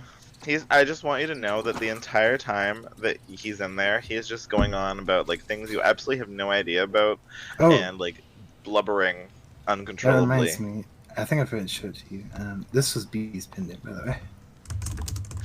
Ah. My apologies for forgetting that. I will say the entire time Vale is going on and on. So pretty. It is very Amira pretty. is just sitting there, like, doe-eyed, just listening. Very quietly. Has not said a word this entire time. And he's at one point you're gonna say, why would my fellow elves attack like that? I don't understand. And like, what even is an elf in this place anyway? You know? Yeah, that's what's happening. Just smile and nod. Can I just I'll like... say at this point you guys aren't banded anymore. Your hands are free, but you're now locked away. What were you gonna say, Beau? Can I just like... Hello, guards! I'm innocent, I swear! You arrested an innocent man! Please, I need a lawyer. You can't put me in this! I mean, it's hard to make me look bad, but this is pushing it! Guys, it's a little cold in here, especially with the recent kind of, still rain that seems to be happening outside. The cold kind of seeps in. It's definitely not the most comfortable prison. Comfortable prison? Kind of sitting here in the like kind of cold and humid, kind of almost musky prison. You're all kind of assessing your situation. You actually hear what appears to be a male. He's across from you guys in a cell. Very similar to you, Beau. He's by himself. He appears to be actually a rather short male, probably about 4'2". He appears to be He kind of has like this red hair that kind of like red short, kind of like sticks out a little bit, like as it comes down to the bottom. Kind of like sticks out and points behind him, and he even has like a bit of like mutton chops that seem to kind of come down and like come up along his cheeks a little bit. Yeah, mutton chops. Like, hog? Sideburn. Yeah, Kind of thing. really Yeah, bushy Oh. sideburns. like really. I was big, like, thick sideburns. sheep meat? No. I was so confused. And exactly like you guys, he's also dressed in some burlap clothing. He is, these guys.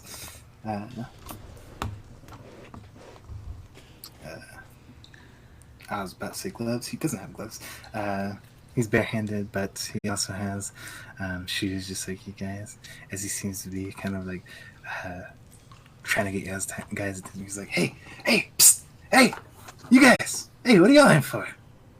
Oh God, more crazy people! I have What? a question, Ace. What's up? What does he look like? Not like, and what race would I infer he is? Honestly, he looks human, but he's really short for a human. Like really, really short for a human. He's a halfwing. His stature and like looking at his face and like hearing his voice, he sounds and looks like he would be a full-grown man. Like maybe 40 years old, if you had to guess. But again, he's 4'2". He's like barely a foot higher than you would be.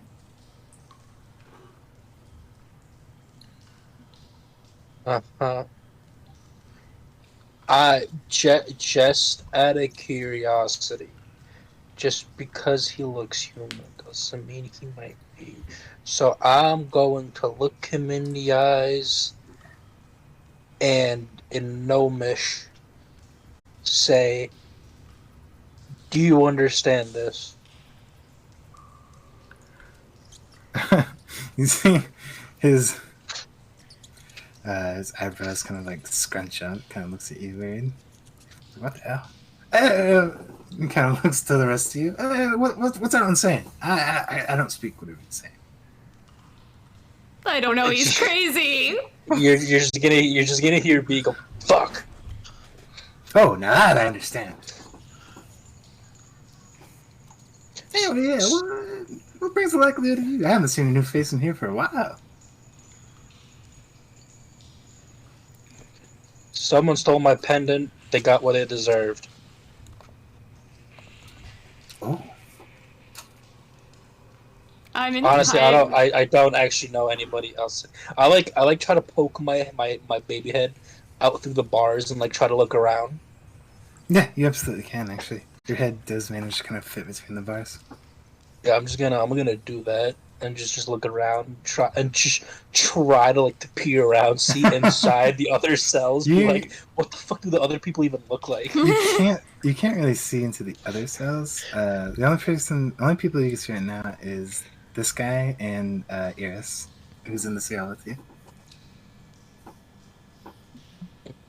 Fair. I'm gonna turn to Eris and ask who they are. I'm just gonna be like, who are you? I'm gonna like cross my arms. Just, who are you? Who are you?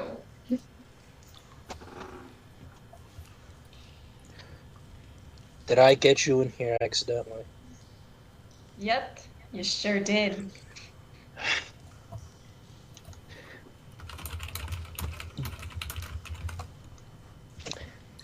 Before I do anything else, do they wash my face paint off? No, they didn't bother washing that off. So you still have it. The only thing they took from you is like your armor, your weapons, your gear, stuff like that. Okay, cool.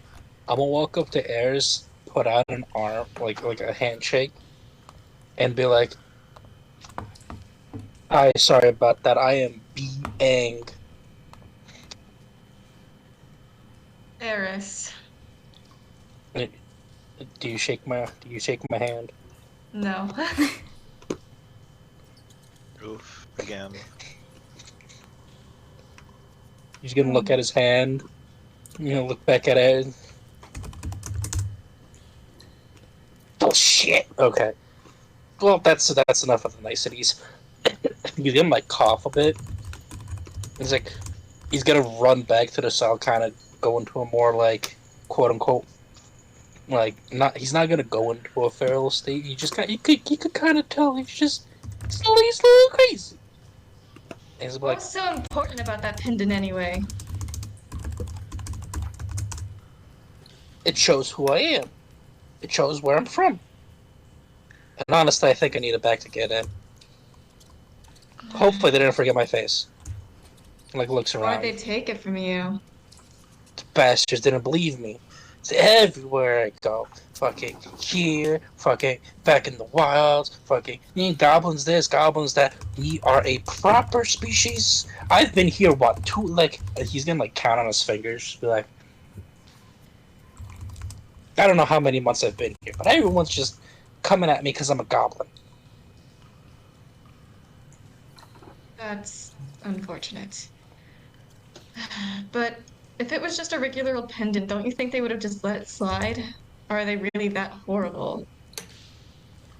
It wasn't a normal pendant, I told you. I needed to get back home. Well, not to get back. I actually don't know how to get back home. But when I get home, I need to show them because it's proof of. It's a long story. Well, does it have any, like, special abilities or anything?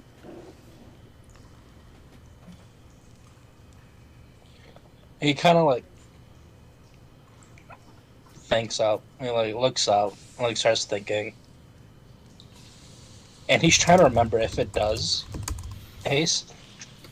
Not that you're aware of. Besides just proving who I am. It definitely looks like it's definitely very, special looking amulet. Because again, I showed you a bit of the picture, but it is like it's like an amulet. It has a silver chain, comes down to what appears to be like this glass gem, and there's definitely like a blue, like shining, glowing kind of liquid on the inside. As far as you've known, it's not a magic item. It isn't anything special. It was given to you by your close friend, and yeah, it's a symbol of who you are and where you're from. Okay. Now I'm just mad. So they just did all of that for no reason? And they got everyone else here involved as well.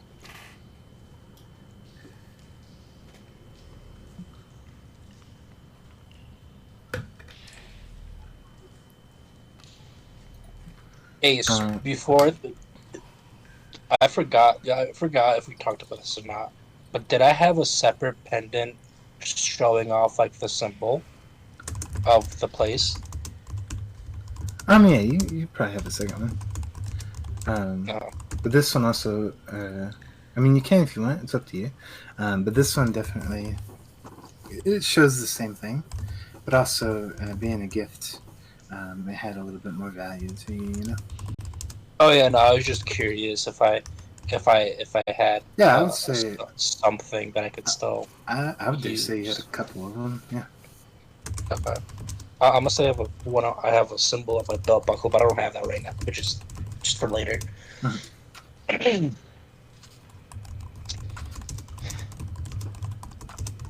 To be fair, I don't know what they want it for. It was given to me by my friend. Basically, the way the argument went down was, once I saw it, they recognized it. They recognized what it was and where it was from.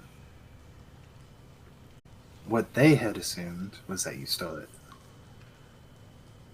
and pretty much the reason they took it away from you is because they were pretty much saying that you didn't deserve to have it. That's fair, and they didn't deserve to have their kneecaps. I'm gonna relay that. I'm gonna just tell that to Eris. Just go like, yeah. So this is what happened. I kind of understand why they shouldn't have taken it though. even though they didn't believe me. Yeah, sounds like some good old-fashioned jerks.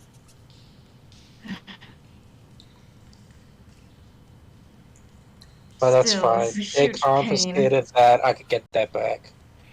I will get it back. They can't get their knees back. He's kind of plotting in his head already. You see a man across the hallway kind of like, ew. Oh, eesh. Well, I'm not going to get on your bad side then. What are the rest of these guys have to do with this? Wrong place, wrong time.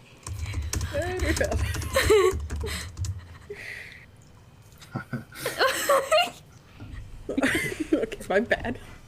So, I fucked up. kind of looks over at Amira and Beau, who appear to be having a rock, paper, scissors fight.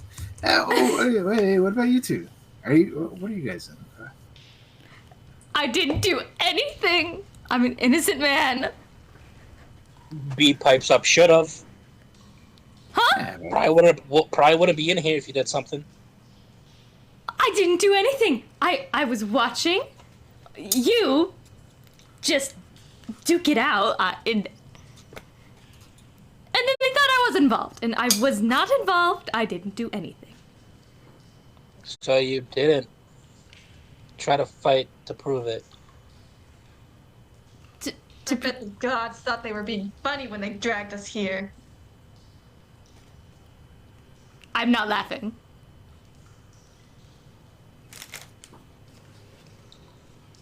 Did they say gods?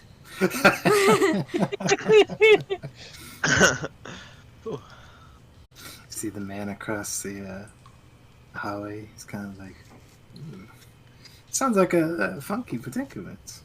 Well, I mean, I'm not here to judge. I'm here too. So, anyway, what are your names, by the way? I don't think I caught them.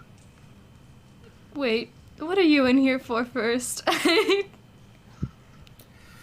Oh, me? It would be just really funny if they were in petty. the same cell. Me, just petty thievery. You know, there were some things that people had that I wanted, and, well, they didn't really want to lose them, and, well, I guess I'm not really the most sneaky of the bunch, so, you know, had I gotten away, I'd be rich, and, well, I wouldn't be here. How long have you been here for? Kind of thinks to himself. You see him kind of like look at the window. Probably about, I don't know, 2 years. Oh God, let me out! He starts to laugh. No, I'm pulling your leg. I don't know. I've been here for maybe a day. Oh my God. I take it this is your first time, huh? I have never been arrested. Oh God, what is this gonna be for PR? Never been to a prison, huh? Well, that's certainly going down on your record. Won't look good. No, I'm a musician. I don't want to ruin my career. This is horrible. Career? You have a career? This is what we get for listening to mysterious voices in our heads. That's what you guys have. B turns around to Eris. What the fuck? What are you on? Voices in your head? Ask the changeling. Me? I did what? There's a change. What the fuck is a changeling? Is that why you have those strange ears? I walk up to Eris and just be like, I don't know anybody what looks. I don't know who anybody looks like besides you and that guy. Because I don't know if you noticed, but I had a couple of guys on me up there.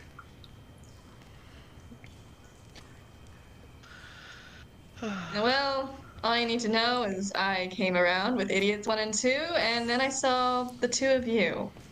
So mean. Tiefling Wait, they're not you. idiots? Oh, wait, we're idiots. Okay.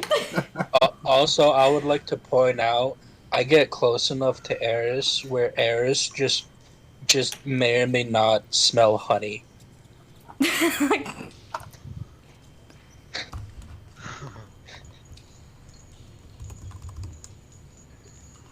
I have to point that out. Okay. Yeah, you get the amongst the kind of smells of the prison areas, you do catch just a kind of like a draft of honey. Yeah. Okay, so we Yeah, I have. know. You want to know what? Okay, good talk. So we have a very handsome goblin. You said there's a changeling in here. We have satyr, and he like gives like a head tilt to Eris. Yes. Okay, and then we you human or, and he's talking to the guy across the cell. Huh? Oh, yes. Oh, him. I'm so confused. Half human. I'm also half dwarf. Why didn't he ask me what I was? Oh, He can't Neat. see you. Okay. He can't see so, anyone. Yeah, one of those. Oh, And then Well, Is from this vantage point, it looks like you got a let's see, a tiefling, two tieflings. You got and whatever that guy is, I'm a changeling. and a change. Wait, I'm an elf. You forgot me. As you said that you Oh. were a tiefling when you introduced yourself. I thought I'm you a said you- tiefling? That's what Oh, you wait, said. guys, Yeah, he you doesn't said know. tiefling. He doesn't know he's a tiefling. Oh, Oh, okay. I thought I was going. I thought that's out of character. Sorry. Nice. Well, no, you're a tiefling. A what? A tiefling.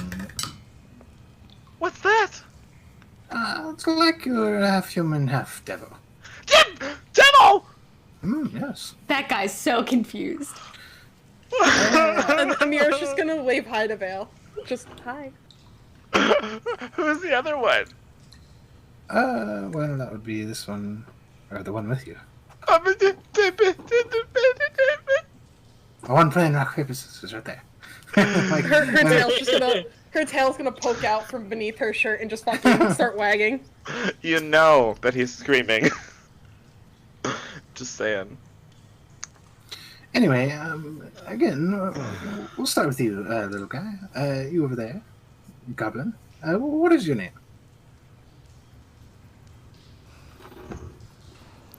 He's gonna get real close to bars and stick his little head out again. It's like, I'm B.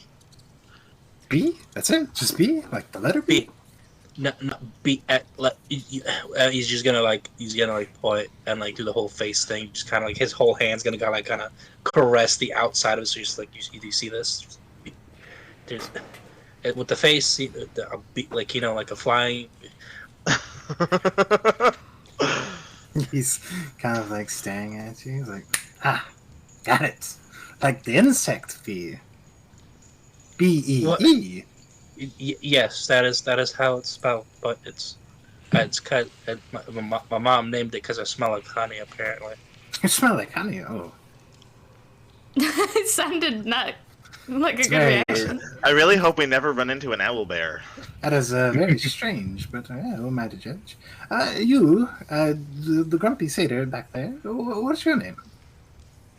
I'm pretty sure I already said it, but it's Eris.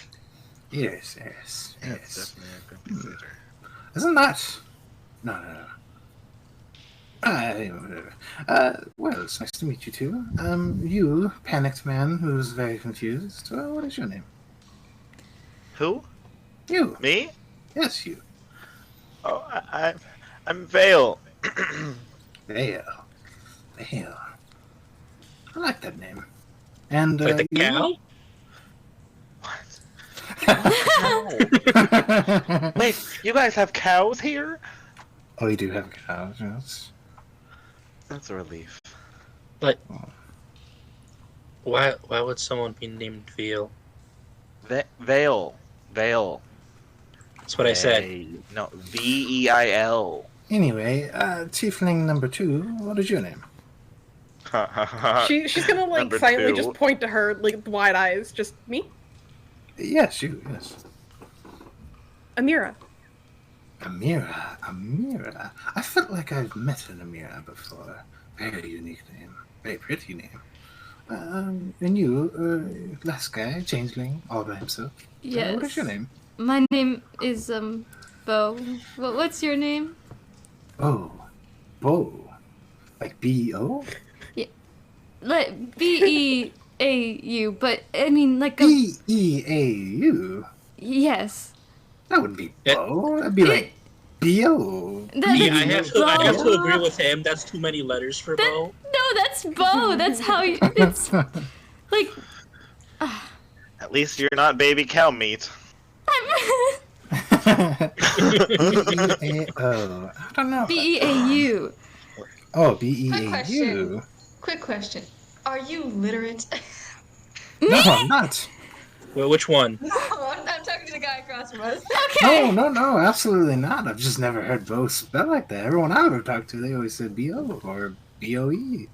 I've never heard of B-E-A-U. Well, don't forget there's B-O-W. Like a bow and arrow. You can just, Yeah. or like a violin bow. Just, if you want to spell B-O-W, it's fine. I don't know why wouldn't you be spelling my name. B-O-B-O. On the death certificate, probably, if we're on here long enough. Oh, I see. Well, I'm sure, hopefully, I will not forget your names anytime soon. Me, for all of you, you can call me Sprocket. Sorry, what? Wait, what? He's back! That is my name, Sprocket. Sprocket?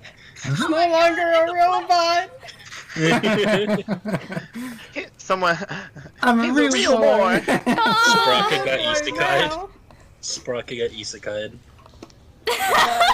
It's true. Yes, I have, well, I'm quite useless right now, but I am a bit of an artificer myself. I work on trinkets and items and all of that good stuff. You hear B just really loud gasp, his head still to the bar.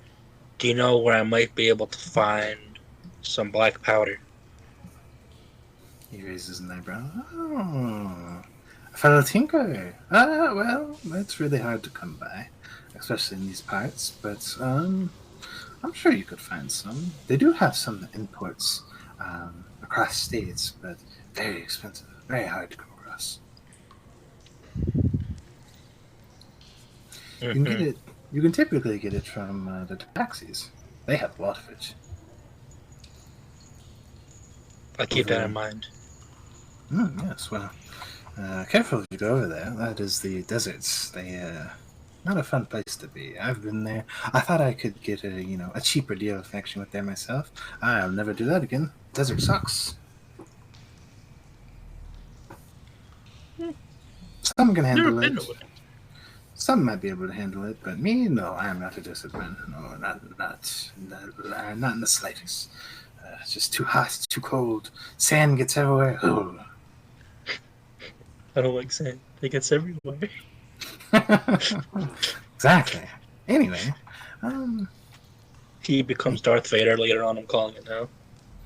he actually seems to kind of draw his attention away. He seems to look at the window again. Ah, damn it. It's cloudy out there. You guys wouldn't happen to know what time it is, do you?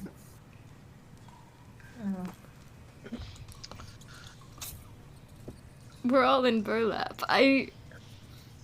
What would we have known the approximate time, You or can get at least pretty- where I? You can get pretty close. What was the approximate time of when I blew the guy's knees out? That all went down probably. You're looking probably at about like 1 o'clock in the afternoon. Okay, and after everything to get here, it was like what, an hour, I guess. After Give or everything. take, yeah. Okay, I'm just gonna tell him it's roughly like around this time, like 2, 3, maybe. Ah, perfect. Well, I have a little bit of a proposition for you guys. If you're interested. If it's anything except busting out of here, stop talking. He seems to he looks around his cell for a second. You see, he takes like this, empty, tankard, a little metal cup. He takes it and starts banging out on the bar. He's like, guys! Pulls it back. He waits just a moment. Waits. and waits. And waits. Alright, cool, no guards. Goes back to Tanker and kind of like clatters against the floor. Like, alright, listen. I am planning to get out of here. Just a little bit of an escape. I have an acquaintance outside of the prison. Not in here. Outside.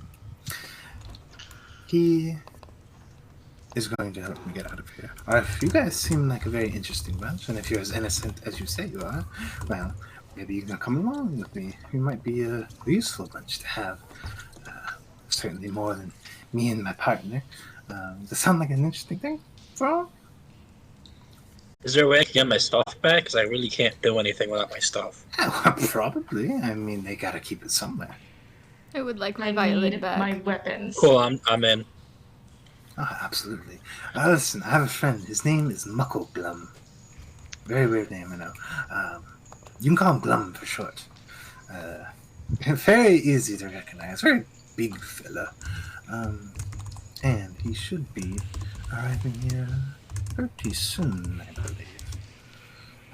For the sake of it, B, go ahead and roll me a D100. No. 100! Okay. Do the thing. There we We're go. about to find out. 62! It's kind of looking. You said it was about 2. Oh, I guess. It took us roughly an hour to get here. It was roughly 1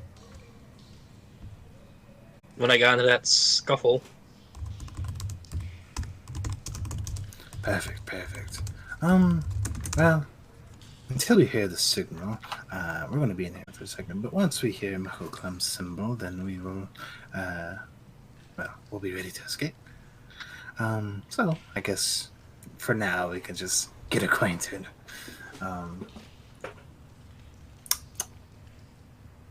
He kind of looks around. So, what's your guys' favorite food? I'm done talking. B's gonna very heavily crisscross applesauce right in front of the thing, the gate, and just be like, Again? you know, no, like that's what he's doing, Oh, okay. like in front of the metal bars, like Right, behind the metal bars, like really heavily just across his arm, just like. I've been mostly eating meat my entire life, so I guess that. Yeah, well, you can't go wrong with that.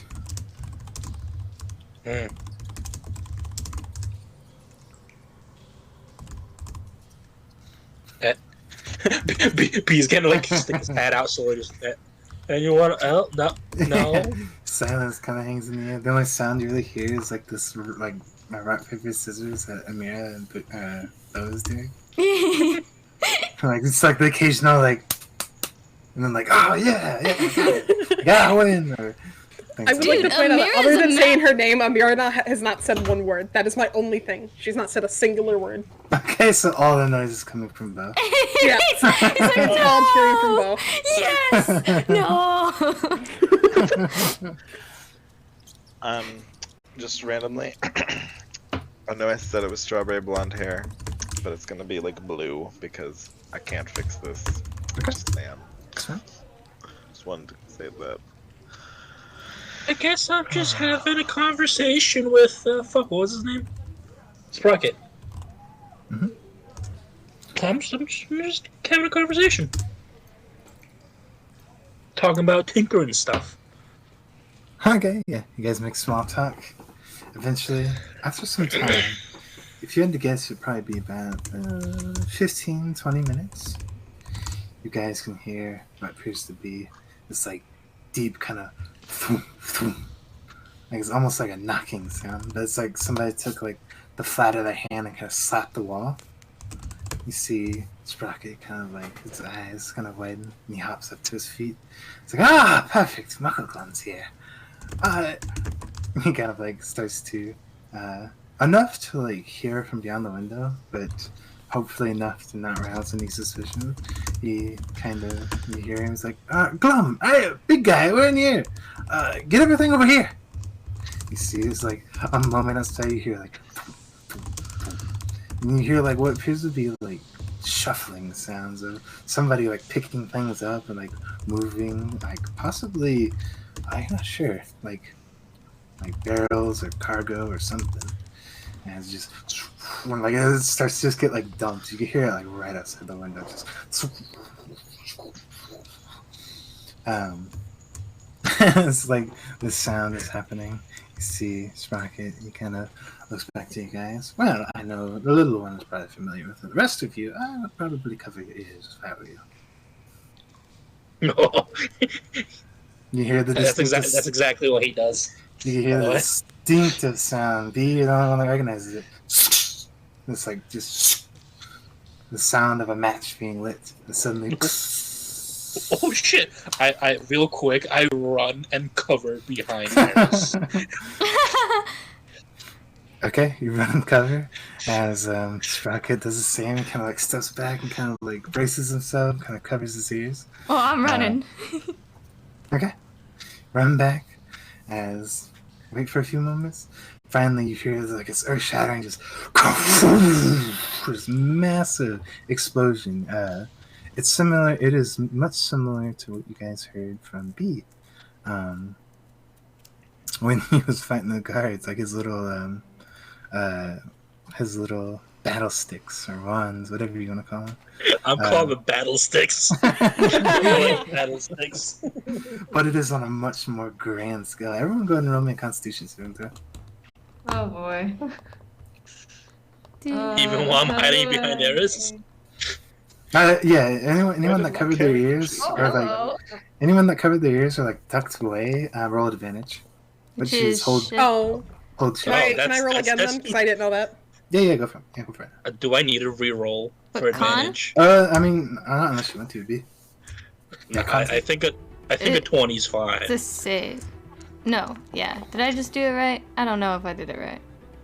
Yeah. Save. I'm gonna go I got it. 20 being good too. We have some very colorful dice, Hal. Yeah, holding shift will do it at advantage. I'm just hoping a 20 is good. Alright, so we got 20, 19, 19. Amira, you re-rolled, right? Yeah.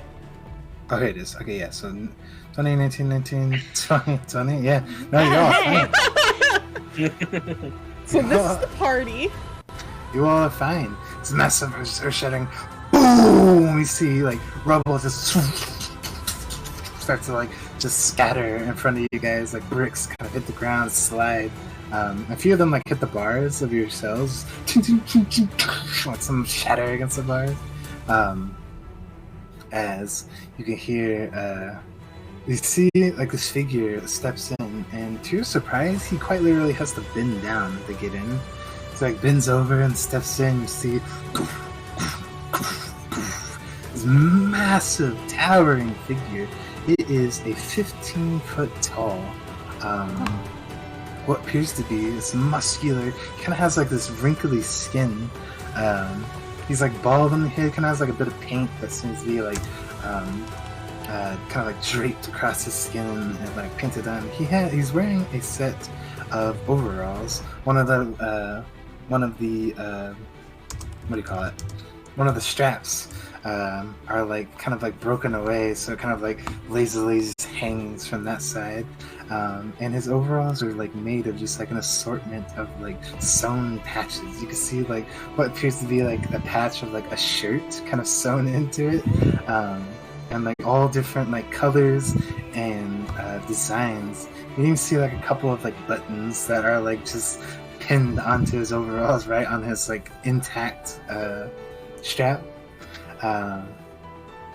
As he comes barreling in, you guys see this guy kind of coming in. Oh, just, my gosh. Oh, he's on his way. Roger.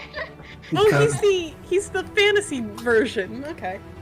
Comes tumbling in. Shirt. Just a full-on shirt. As he takes a moment to look around, you see Sprocket. He's like, "Come, Glum, over here, come on. And see, Glum's kind of like, ooh. Kind of comes running over, you see, and like effortlessly, Glum just kind of reaches down and grabs a hold of the door and just pulls it off completely off its hinges as he just throws it down the hall. Just kind of like scrapes and slides across the floor. Sprocket seems to kind of step out.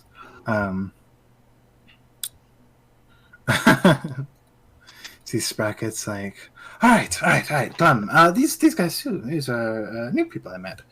New friends. Muckle-glum, new friends. We'll get you acquainted later, but please, if you could, help them out. And you see Glum, he kind of like looks at Sprocket, looks at you guys, like, yeah, okay. He walks over to your cage, Beau, and very similar to Sprocket, he grabs a hold of your door. You hear it like strain and bend until something just pops off the hinges as he takes the door, just throws it down the hall. And then does the same process to yours, Amira and Dale. Grabs your door. You know, after all this time of just listening and like being in the world, Vale's at this point just done with it and is like, yeah, this is all fake. No, I can't get hurt here. I'm just fine. And then finally, B and Eris comes to your door, grabs it, throws it out. As you all kind of like file out of the cages. Sprocket's like, all right, come on, let's go, hurry before. Well, I know the guards heard that, so it's only a matter of time before they're all swarming us. Glum, take care of any guards that show up. You know, any small groups. You know, 2, 3, 1, whatever. You know, crush them. It's just very similar to a second ago. He's like, no, okay. Starts to run. This time he doesn't duck. His head just barrels through the top of the wall, like just knocking out even more rubble. He just seems unfazed by it. His head just like barreling through it effortlessly. He's just cackling and jumping around. I would say Muckle-glum, you are like a flea to him almost. You are tiny in comparison to him. Alright, at this point, Sprocket's like, alright, everyone, follow me, come on, let's go. Are we getting our stuff? Oh, of course we're getting our stuff. We're not leaving without our stuff. Great, because this outfit is not. Alright, you guys follow him out as you go out into what appears to be like this courtyard. You are kind of happy to get back out into the grass. It has stopped raining, but it is still a bit cold outside, and there's still water that covers the grass. Sprocket takes a quick look around.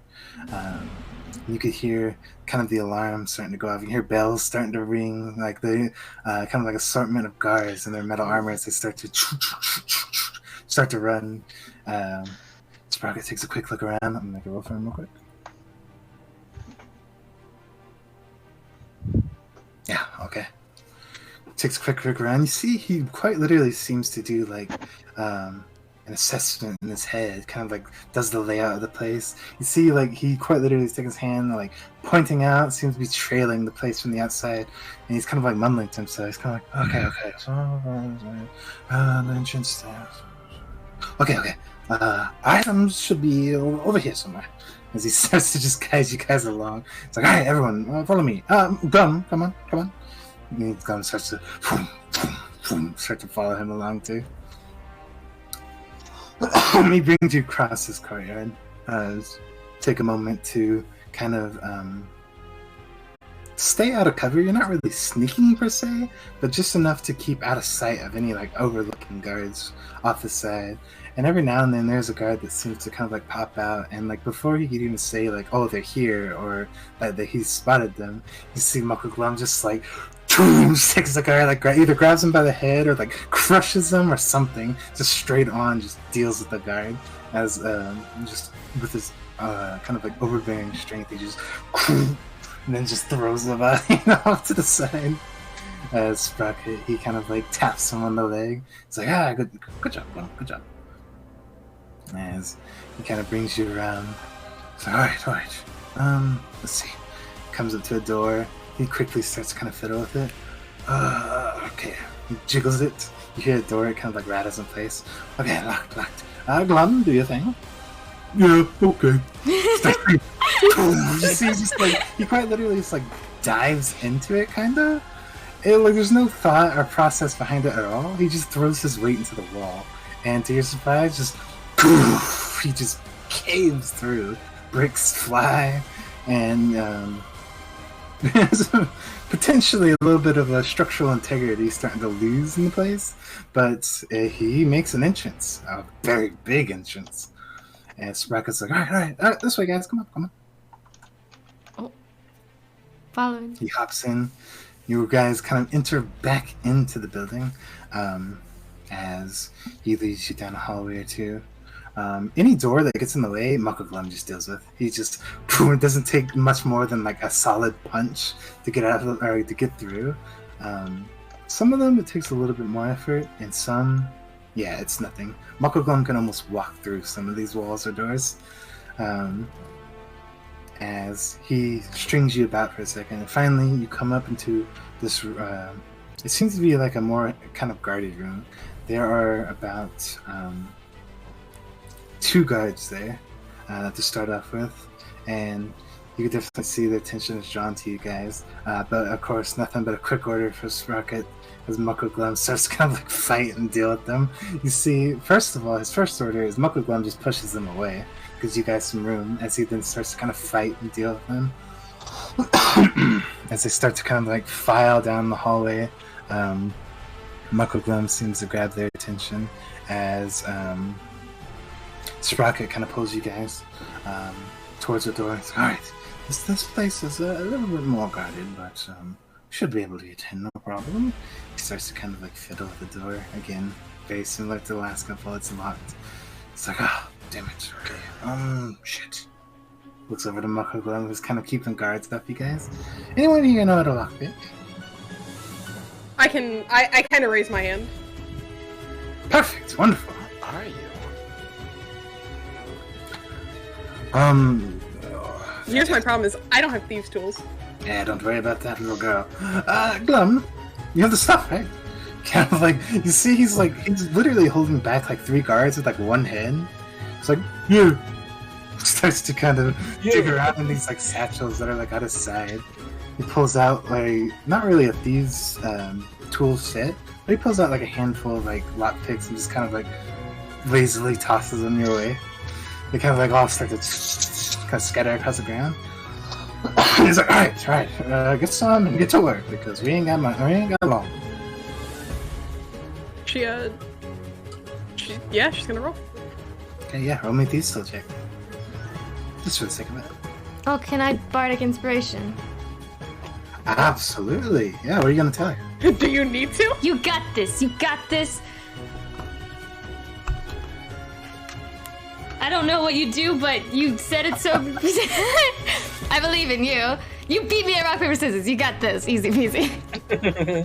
Okay, yeah. Strangely enough, it inspired me. If you want to add a, what is it, D6? Yeah. Sure, I'll add it. Why not? What's it gonna hurt? I think it's a D6. I believe it's a D6 at first, but I forget. There you go. I didn't forget. 23. It's 1D6. Okay, yeah, 1D6. Alright, yeah, no. Take a moment, and it might just be like the panic of like pressure of the guards, but you manage to fiddle with it for a moment. It's definitely a more sturdy lock. But after a few moments, you hear it pops open, a door kind of swings open. It kind of like pulls open. You see Sprocket kind of looks back to you, looks to the door. Ah, wonderful! I'm going to. We're going to get along very well. Anyway, look around. She in just here. smiles. He swings the door open, kind of like double checks, make sure there's nobody in there. All right, look around in here. Your stuff should be in here somewhere. Grab what you need, and we're getting the hell out of here. You see, he immediately starts to kind of jump in and start to quickly switch around. The mirror wastes no time. All right. Yeah, same. I'm taking all my shit. Absolutely. All right. For the sake of it, Veil, go ahead and roll me a D100. Oh dear.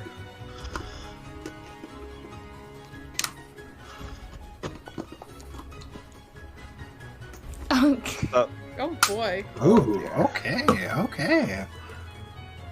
I like Okay. that sound. I like that sound, I think. Not, Like you.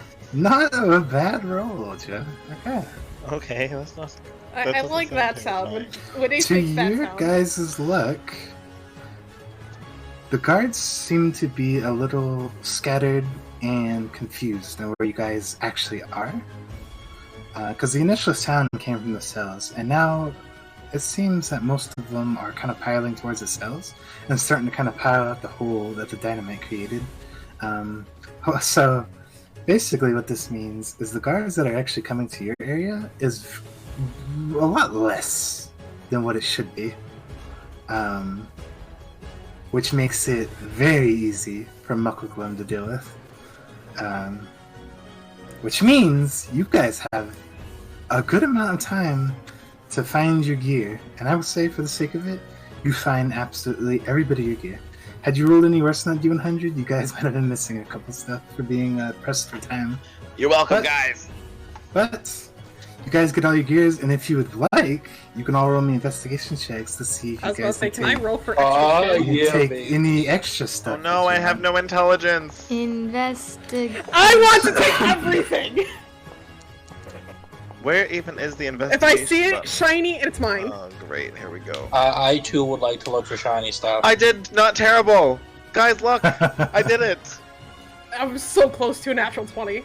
Oh! Wait. How did you guys get your guys' pictures to be circular? Inside token. token. It's a token. Hey, you gotta make a token. How do I do that? I I can, just I want can a send you token the link. maker. Yeah, give me a second. I'll Okay, send him thank the you. link. Okay, thanks. Okay, alright. Let's see, I need...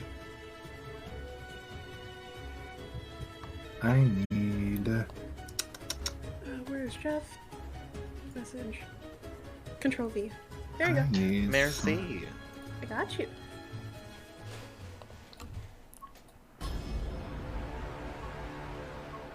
Oh, drag and drop. Okay. Ah! Okay. So yeah, Mucklaglim is just like...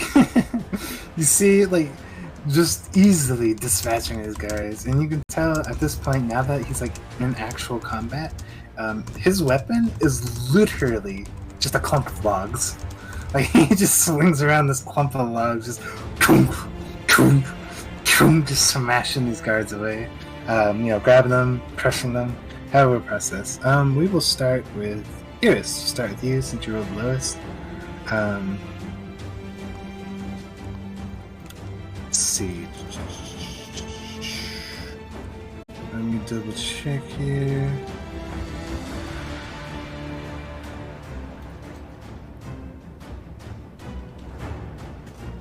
Yeah, okay. So, Eris, kind of poke around. You don't really spend a lot of time. You're kind of, I'd say, you're probably more disgruntled and upset with the whole situation.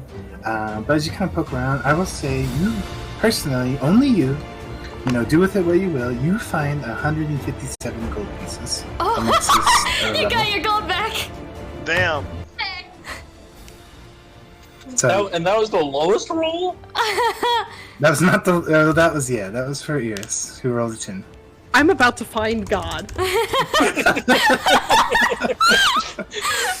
So you find I'm pretty sure that 157 means gold I'm Eris. dying. You keep it to yourself. You can, do what you want. You can leave it. I assume you don't want to leave it. Nah. Okay, so yeah, you scoop them up. That's about all you get in the time before you have to leave. Let's see. Who has the next lowest? B and Beau, it looks like. Bebo.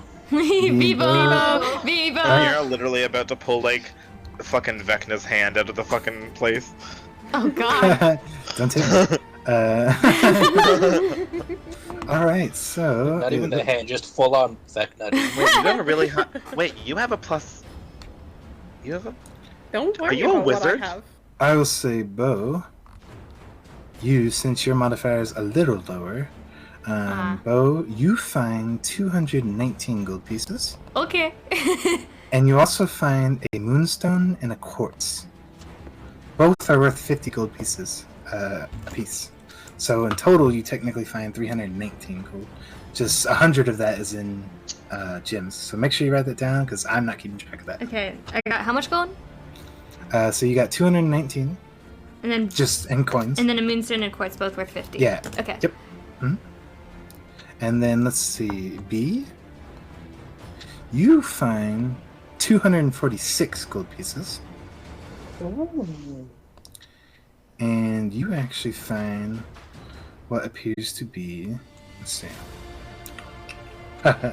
That's ironic. 246 gold pieces. You find a quartz and a star rose quartz. Both of those are also 50 apiece. And you also find a potion. It appears to be an orange potion. You don't know what it does, but you have it. So I assume you take all that. Same with you, Beau. I assume you take all your loot. Yes, I do. Okay. And then let's see who rolled next. Vale. Ooh, very interesting. Let's see what we get for you, Mr. Vale. Oh, I can download these? Oh, you didn't tell me that. Ain't that something? Alright, so let's see. Mr. Vale, you find 203 gold pieces. 203 or 30? 203. Okay. You actually find what appears to be also a. It is a copper chalice with a silver filigree. A copper chalice with a what? A silver filigree. What's a filigree? So, how do you spell that? Filigree. I assume it's probably just like an outline or something. Okay, thanks. Because I don't know what it is either. Oh. You also find a pair of engraved bone dice. Oh, that's terrifying. Okay. Following along with the dice, you actually find a bone statuette too. And you find a embroidered silk handkerchief. All of those are worth 25 gold apiece. Embroidered handkerchief. And what was the last thing before that? Sorry? Bone statuette. Carved bone statuette. Carved bone statuette. Thank you. Merci. And then, let's see. And then you find what appears to be a rather nicely sized potion as well. It is a red potion, and I'll say because of your class and everything, you know that this is a potion of greater healing. Okay. Merci beaucoup. Alright, and then fucking Amira rolling a... Amira 26! Amira finds a deck of many things with all You know of what, them we wish. Amira? You rolled so good, I'm actually knocking the CR of this loot up a notch. Huh? So let's see what you get. Come on, give me something that I can work with here. Amira pulls out a pearl. Hope herself. Hope herself gets pulled out Oh, of wow, range. shiny. Alright. Let's see. Now, if only I could have rolled this on my sleight of hand. Did you get a 23 first? No, you slayed a hand. Oh, never mind. I was about to say, everything else I rolled fine, and then I rolled a 5 for sleight of hand. Listen, it was meant so Okay. that you could get all this. Okay. I like God this, has I like decided. this. Alright, so I will say, man, you make out like a bandit, Mira. Because you get, you actually find 900 gold pieces. Yeah! Nice. As you quickly snoop around, very used to this, you find a sardonyx. How do I spell that? That is SARDONYX. Okay. Find a zircon. Spell? ZIRCON. It might be pronounced different. I'm just very dumb and can't read. It sounds. I think it's zircon. Zircon. Yeah. You also find just a normal onyx, so ONYX. Alright. A quartz. And a star rose quartz. We about to like resurrect crystal gems up in here. And forgive me, the sardonyx and the quartz, there's 2 of those apiece. And the Star Rose quartz? And just 1 star rose quartz. Okay, what was the other one? What was the other 2? So the quartz and sardonyx that you found That's those are 2 apiece. All the rest of them are 1 apiece. These are all worth 50 gold apiece. And then, I would say you also find, a +1 hand crossbow. I like those. It's a magical +1, so +1 to your attack and damage. And then you also appear to find what appears to be a bag. It is magical in nature. You could try to mess with it if you want, or you can wait until you're out of this situation. I'm gonna wait. But as you pull it out, it appears to be a gray knapsack. But as you like flip the flap over and kind of like look into it, it's like a void. You can definitely Bag of holding. Did I just find a bag can't of see into it. Like just quickly like looking at it, you could tell like, oh yeah, it's magic. So you kind of close it back shut and grab a hold of it. It's the bag of many As things. Sprocket gets his things ready, you see he kind of looks to you all. It's like, all right. Oh, kind of seems to grab a few extra things as he notices them. You see, like pulls aside like a couple like gold necklaces and whatnot. He's like, oh, don't mind if I do. All right. Anyway, I'll be ready. Are we all good? You all got your stuff? Yes, and more. Perfect. Let's get out of here then. You notice now, Sprocket is now more finely dressed. He appears to have, well, first of all, his weapon appears to be like a rapier of sorts. A very finely, it looks like a very fine kind of like silver rapier, and you can see there's like designs kind of like embroidered onto the hilt. It's actually a pretty fine looking rapier.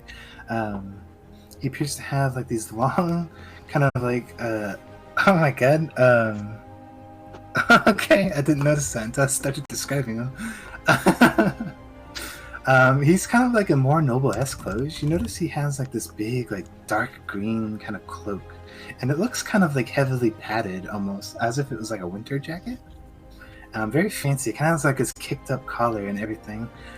He also has underneath that like this kind of like fine silk shirt, kind of red and kind of like comes down. And then underneath that is also a kind of like white undershirt. It also has a kicked up collar.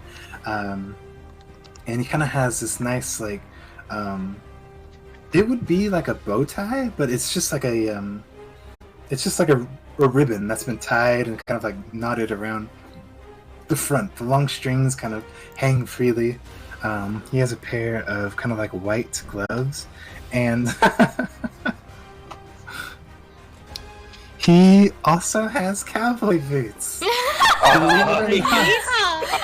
I'm going up to him, and I'm just like pointing at my boots and pointing his boots, just giving him a big smile. He has a set of leather boots that have spurs in the end of them. Yeah. And he also wears a nice fine pair of red silk pants that go down. They kind of bunch up at the bottom because they seem to be a little too big for him. And I shit you not, at the bottom of his pants legs, there are flames like sewn into the pant legs. And then What a dork.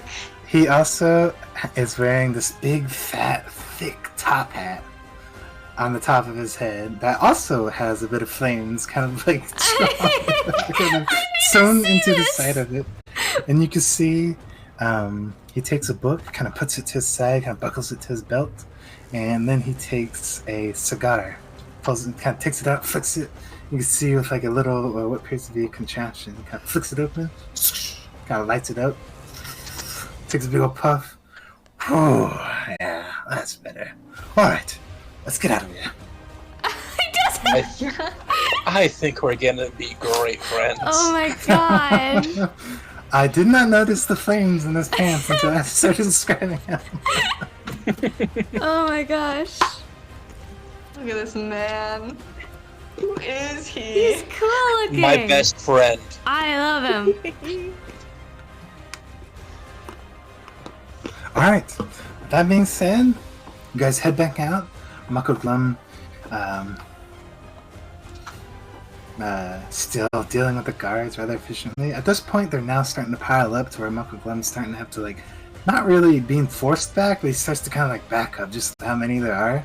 Because a few of them are starting to, like, actually get some attacks in and, like, stick him with a couple of swords. When, mind you, he doesn't look like he's, like, in a life-threatening situation. It's more of, like, an annoyance to him.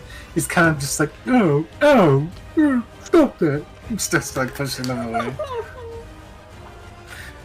He's essentially getting like stabbed with toothpicks right now. But as he comes out, Sprocket kind of whistles to him. It's like, "Yo, Glum, we're leaving. Come on." He kind of looks around. Yeah, okay. I love him. Starts to run along with you guys. All right. You're all compiling out. You can hear shouts of guards from behind. That Mako Glum had been dealing with. They are kind of rushing towards you guys, running as fast as they can, kind of yelling and shouting for you guys to stop. You can see there are some that begin to kind of line up on the outside of these walls. Go ahead, everyone, roll me some dexterity. Roll me a dexterity save, everyone. Dexterity Dex? save. No. Say less.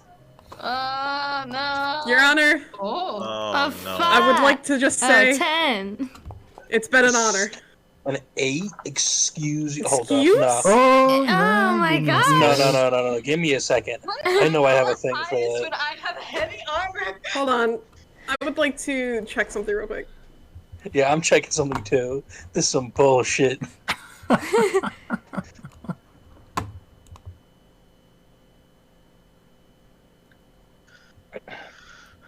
Tostitos. I have a question, Ace. Mm-hmm. I don't. Actually, I'm gonna DM this. Absolutely, okay. I had a -1, and everyone else had like +1 or higher. And That's I what got the highest roll. How did my dex roll so plus shit? 5, plus 4, plus like 6. Yeah. -1. What? That was a bit sad. That's funny. It do be like that sometimes. I'm just I blame asking. my little legs. Because I assume I have to come out and I have to witness that. That's an action, right? No. How long is that? Oh, it is. No, an I action. mean- Never mind. It is an Yeah, action. yeah. I'll say you could do that, yeah. Yeah. That does not help me now, but you know what? It works. Okay, ooh, big yikes in these rolls. How did I? Well, oh wait. Oh no. Okay. I'd like to Okay, imagine that the fine. big guy is messing with my running pattern. Where all the stuff we picked up, we just All the extra gold and rocks in our pockets are making it difficult. Okay, so I Oh no, would she's still got the say- burlap sack on. Never mind. That explains a lot. Okay, alright. Eris, you're fine. I'll say, basically, it's essentially like a small volley of arrows start to kind of just come whizzing by. Thankfully, Eris, you managed to kind of like dodge past a couple. I'll say, you said you were wearing armor, right? Yeah, I wear chainmail armor. Okay, though you're not the most dexterous, you do manage to like, your armor just kind of, a lot of them just kind of like spark off of it and render you harmless from these. Let's see, Beau, Yeah. doing your best to kind of like dodge and weave your way out of these What's- arrows. What's up? I was gonna say, can I cast shield? Sure. Yeah, I'll allow that. I would So I'll say do shield. that. Yeah, if you expend shield, then that you will automatically, you're fine. No damage. Thanks. Cool. Shield. All the expended. arrows start to kind of. It kind of like makes like this weird like rubbery kind of reverberation as it like smacks into your shield veil, keeping you out of harm's way as well. Let's see. So that means It's hitting me. yeah, Beau. So you are taking 6 points of piercing when the arrows manages to stick into you. I'll say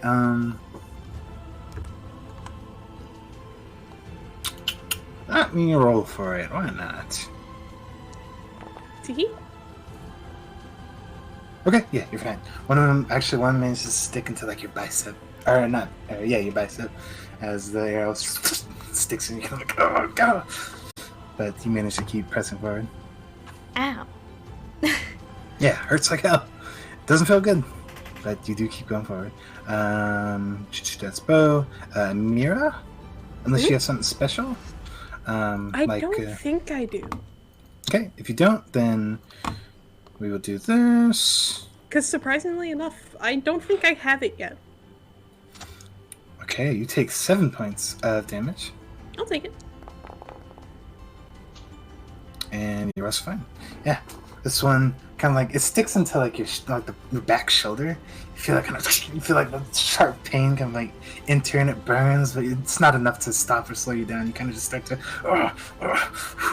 just keep running forward. Let's see. Just for flavor as well, as the arrows are like about to fly and hit Vale, he's like holding up his hands to like brace for impact, and they start bouncing off, and he's like, am I doing magic? Alright, that's Mira, and then B. Oh, my sweet little B. Don't kill the bee. We need him to pollinate. And she got something special. What a bitch. B, we're taking 4 points of damage. I can take 4. That's Take a good 4. Let me roll this real quick. Oh. Oh no. Are you? I didn't like that. Is that a nat sound 20? very much. That's not good. Is that a nat 20? You guys. Be dead. B's not dead. I don't say that. He is He's not unconscious. I will say, B, as you're running along, you feel one it like sticks in. You feel sharp pain like so like stabs in. You guys hear B kind of like yelp for a moment, and then B you like stumble forward. This arrow stuck you right through the calf. Ooh. As you manage to, your right leg just goes like you can't walk on it at the moment. You That's just what we stumble call forward. karma. You like roll into the grass. Okay, everyone roll your perception check. Oh I have a no! question. That's it. Can I, since I roll down and me being as crazy as I am, can I run on all fours? Why not? Yeah, roll me in acrobatics.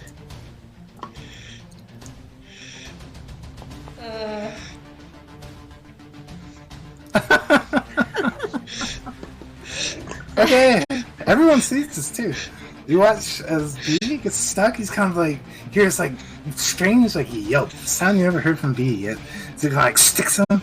You kind of like B. You kind of like you feel the pain like just rack through your leg, and it causes you to stumble forward. And as you like stumble, you roll forward. You would normally just go flat on the ground and prone, but I'll say thankfully due to your nature, you roll forward. Your hands they catch into the ground, and you start to just like a rabid animal start pulling yourself forward. And your leg hurts. Your right leg still can't be used very well, but just your left leg and your arms are doing all the work now. It's just you will hear me capping out, fuckers. To help, can I cast Mental of Inspiration? I don't know how helpful it is. what's that do? It basically people can use their bonus action to run, like, I think. And also they gain 5 temporary hit points. Oh yeah, that's when it's they can move on there on when it's your turn. Or when it's I think. Wait, no, hang on. They use their reaction to move up. Yeah, I would say for the sake of it, you can use it if you want to. I'll say that just makes it to where B is guaranteed to get out of there. Ah, okay. Do it. Flavor, Do it. I'm doing Guarantee. it. Okay, yeah. You with Beau, there's B. Even though you're in a bit of like a feral state right now, there's something about Beau that is inspiring. It's something about it fuels you even more. So It's the ears. yeah, it's definitely something. And whatever he does, man, you feel adrenaline start to just course through you, and man, you go from your normal dash speed to just faster. So you just kind of bound out of there. You actually manage to start getting in front of Sprocket and Muckleglum, just rocketing off towards and out of this damn place. I'm cackling the whole way.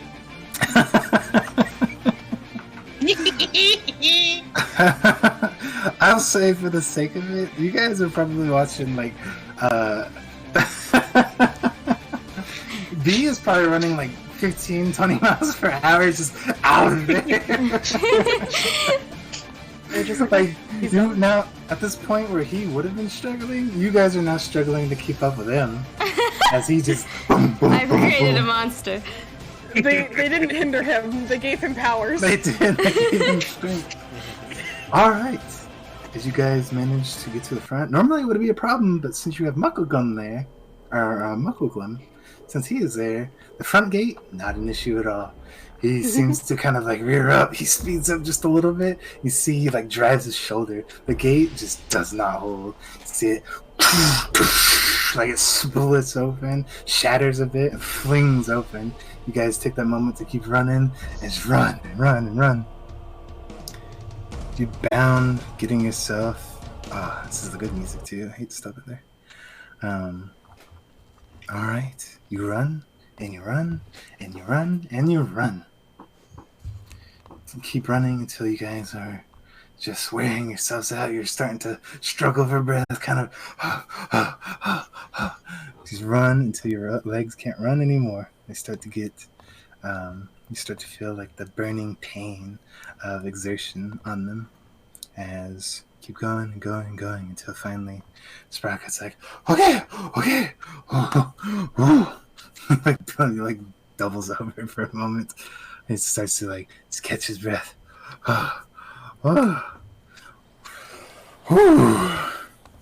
See, he like stands back up, takes a look around. You all begin to look.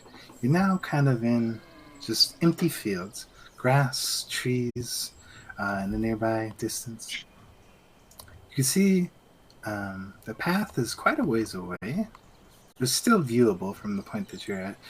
You've kind of like been running along the edge of this forest, and you can see the town in the extreme distance. And as you kind of wait there, catching your breath for a moment, kind of look back, and you wait a pretty good amount of time. You even take the caution to kind of sit to the trees, kind of hide yourselves a bit.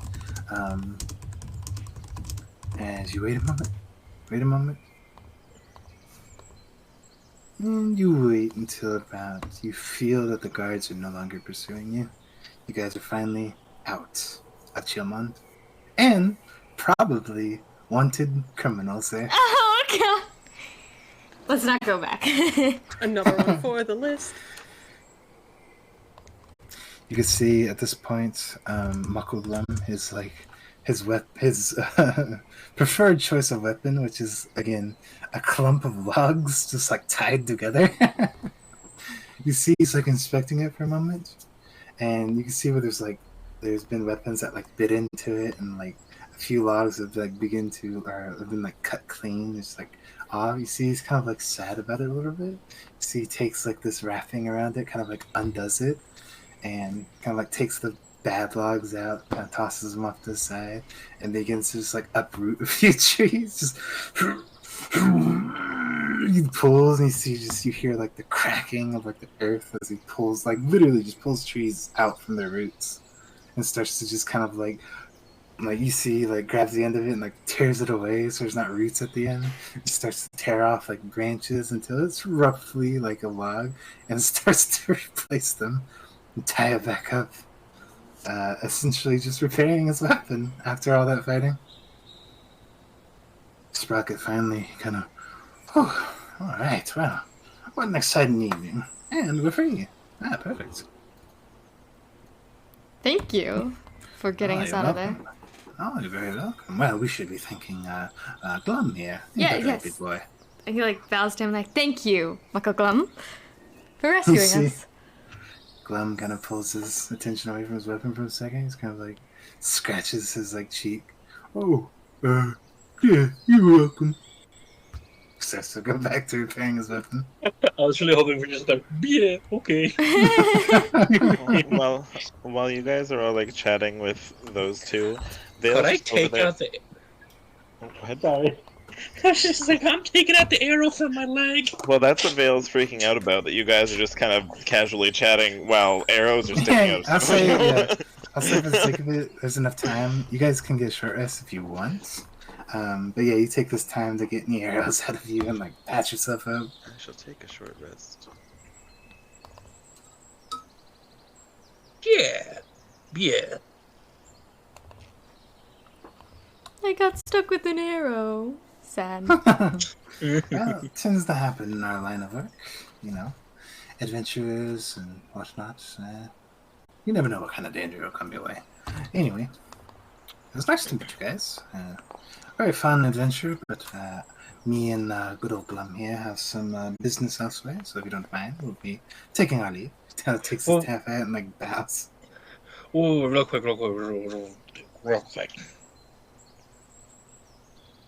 Yes?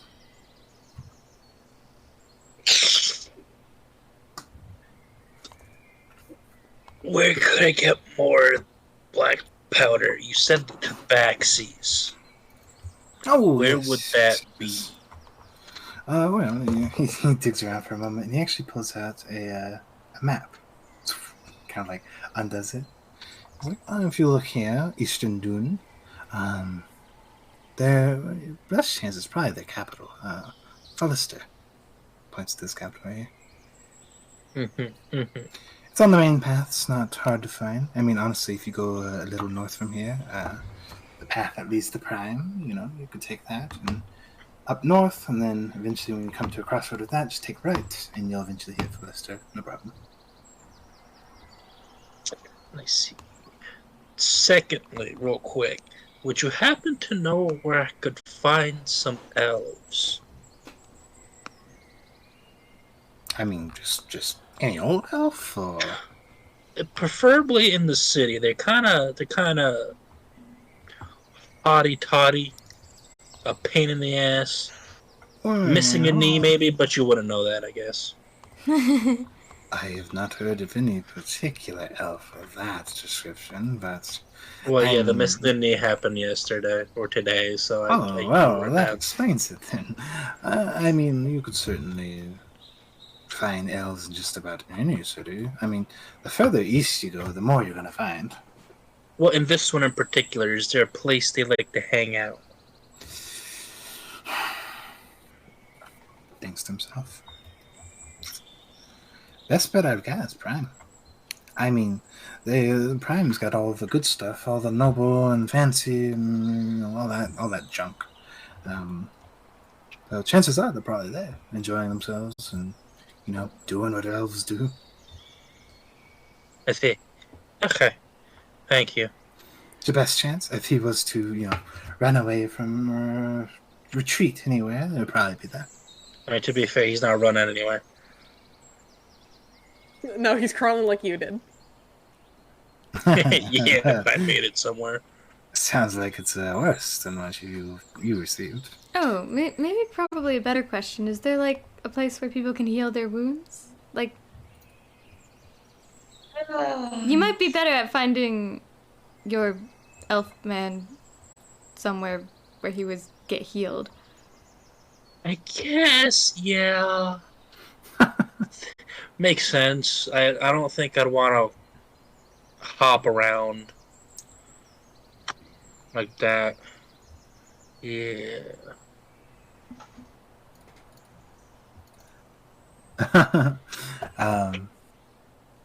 Alright, well, if that's all your questions. I will be taking my leave.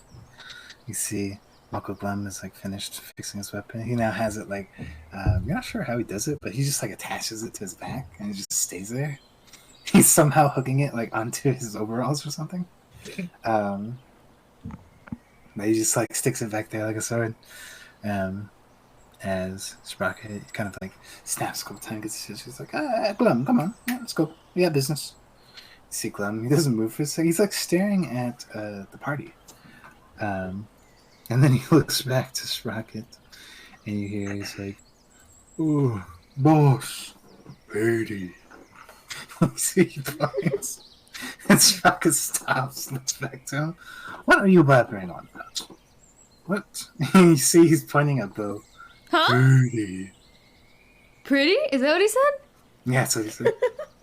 He like flips his boy. hair. Thank you. I know.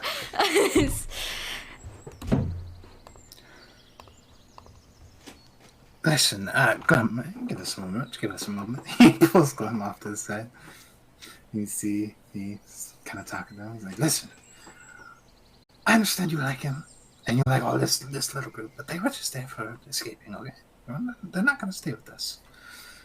It's just me and you, all right, buddy? You know, more people we take on, the harder it's going to be. Understand?" He looks back at the party. Pretty. Is he saying pretty or party? Pretty.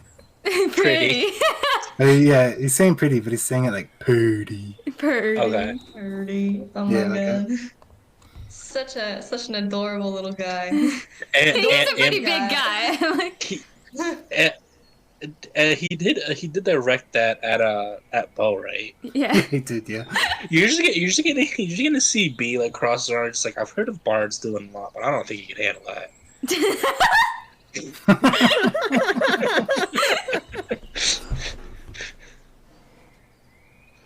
You see, as Glum makes that remark, you see Sprocket's face kind of goes sly. He's like,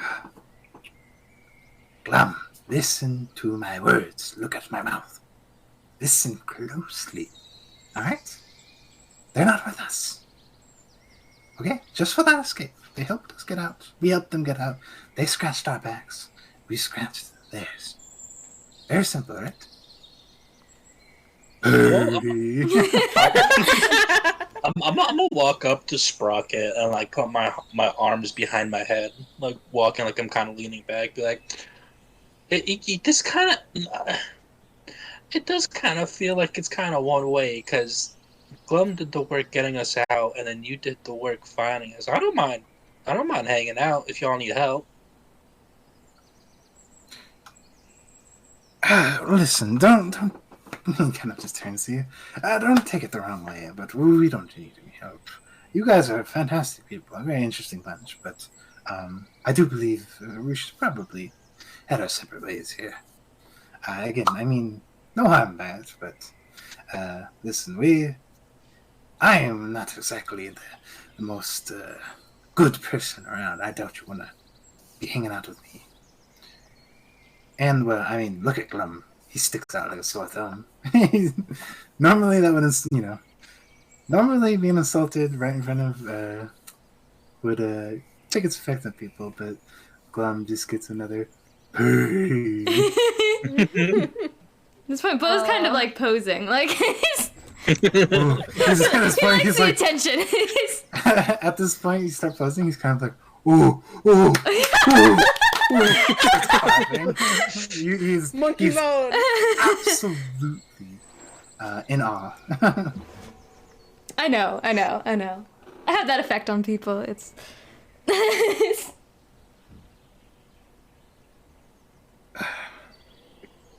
Listen, B, Marco Glum has taken quite a liking to your friend there. It's really hard to break him away when he he's very, how would I say, friendly when it comes to certain people.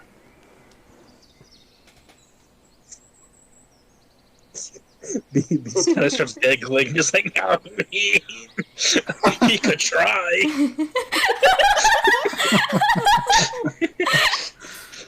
Also, I kind of just met them today, so like I saw, Oh, so you're in the same boat as me. yeah. Oh, fantastic. As long as I eventually find that pendant, I don't give a shit what I do. Also, I kind of like this guy. He kind of points to Glum. He seems like he'd be a lot of fun when it comes to areas like scuffles. Marco Glum isn't exactly the, he's not the brightest of the bunch, but he certainly makes up for it in muscle, as you've seen. Oh yeah. He is, quite the machine. Or he just kind of flexes. Anyway. Listen, we can't stick together, but maybe I can give you a bit of a recommendation. Listen, it is where I've gone. It's a fantastic place. You can follow me there if you would like to. But I promise, and Glum, you'll get your time with your friend and whatever. But we'll part ways at Prime. But there is an individual. He goes by the name of Rocky. He is a half-orc. Takes control, he runs his own tavern, but he's kind of been working on kind of making almost like a guild or a group that takes on adventurers and, gives them work and so on and so forth. Obviously, he didn't tell me to go out and steal anything, but, he doesn't care if that's your origin or whatever. The things you do on your own, you do on your own.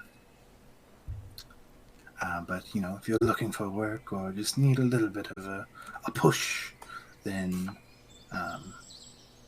Rocky's your guy. And I can take it to him. And Mako Glum will hopefully get this out of the system. Sound like a deal? Yeah. Unfortunately, I have nothing better to do. Perfect. I like the sound of it. All right, Glum, you can hang out with your friend a little longer. As he kind of comes up and pats Glum on the knee. See, he looks down to him, looks to you, Beau. Oh, friend. Oh, sure. I mean, you did rescue us. Oh shit. Whoa. You see, he kind of Glum, he reaches forward. Beau, he just both hands, he grabs you by the torso and just lifts you up. Oh my gosh. Picks you up and just gives you this big old hug. Oh, I'm trying my hardest to hug him back, but I'm probably being squished. Half-brother You hug vibes. him? Yeah, with the muscle that he has, you're kind of oh, okay, oh, getting that crushed. And he just gives you a big old hug and then just puts you back down. I could probably shape change into him if I wanted to. I just... Still got all your bones. For now. It's a no bones day. It's no bones. Yeah. All right, follow me. Off to Prime we go. It'll be probably. I think it's about a day travel. While we're walking, I was gonna fiddle around with one of my my battle sticks and talk to Sprocket about it, see if he has any ideas for maybe improvements. Okay. Because he said he was an artificer, so. Mm-hmm. All right. In that case, you guys are heading towards Prime. As you do, we'll go ahead and take a short break there. Yeah. 10-15 minutes. Do what you need to do. I will be right back.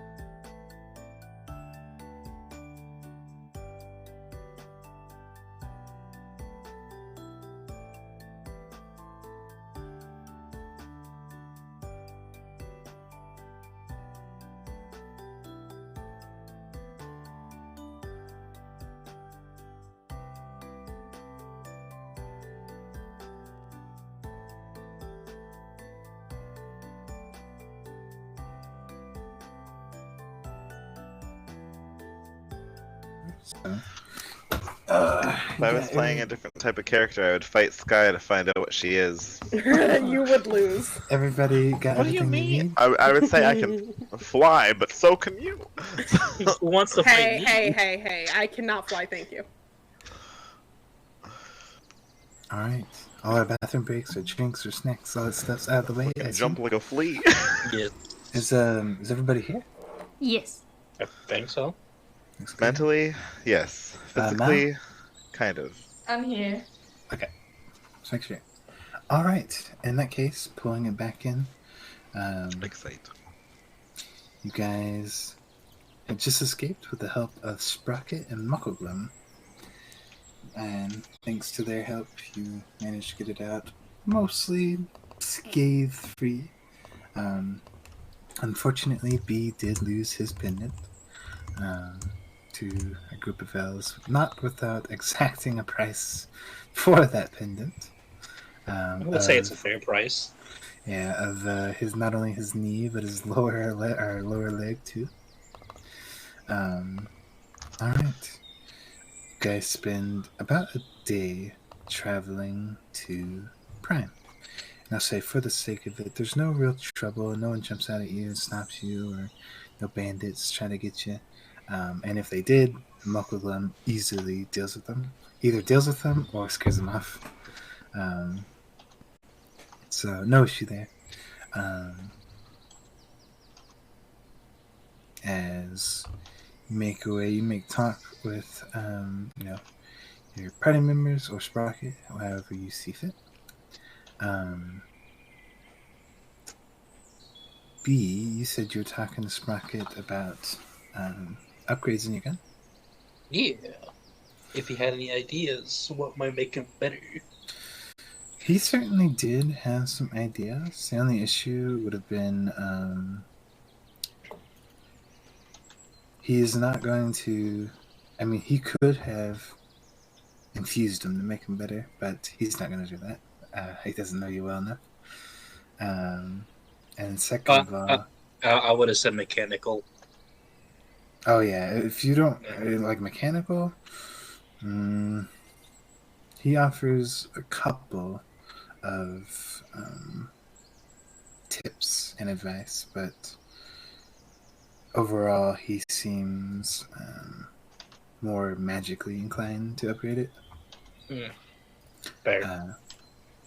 Like he could physically upgrade it, but he's not sure it'd do much for you. Basically, mechanically, it probably wouldn't do much. Like he could easily, shine your gun, or he could add some sights, or maybe spruce it up a bit, kind of make it easier to wield, easier to do this and that. But if you really, really wanted a true mechanic upgrade, then he would have to take quite some time looking at it. Yeah, no, it was just pretty much bouncing ideas back and forth, not really actually doing anything, just kind of trying to get a. Yeah, I got you. Yeah. Right. In that case, unless there's anything else that anybody wants to bring up, you guys safely make your way to Prime. It is actually, it's quite a big city, which makes sense because it is the capital of Juncture. So you kind of come across these massive walls that seem to stretch. The closer you get, the longer they almost seem to stretch out. It was very noticeable in the distance, and debatably even, you might have been able to see it from Chillman too. The very extreme distance. It's possible. But as you get closer, you really just kind of take in how big the city is. As Sprocket brings you up, you see there are some guards. They seem to... the front gates are open, but some guards helped you. As they stopped a lot of you and begin to pull out a few of these... what they almost look like... they appear to be some kind of magic item. As They stop, pull it out, and Sprocket's like, oh, yes, go ahead. You see, he like holds his hands up, they take it, and it's almost just like a scanner of sorts. But he doesn't really do it over his whole body. He seems to just kind of like take it and hold it to his neck. Kind of sits there for a moment. The item seems to go from like this blue kind of there's like these engravings that are kind of like this blue that suddenly go to like this green color. Pulls it back off of him. Alright, you're good. Go. Sprocket kind of heads in, and then he proceeds to do the same to the rest of you. Of course, Mucklelum doesn't come inside. He waits outside the city halls.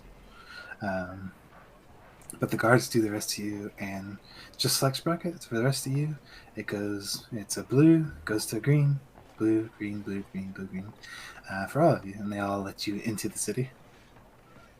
Could I, while he's doing the scan, can I ask the guard if he happened to see an elf with a missing ligament?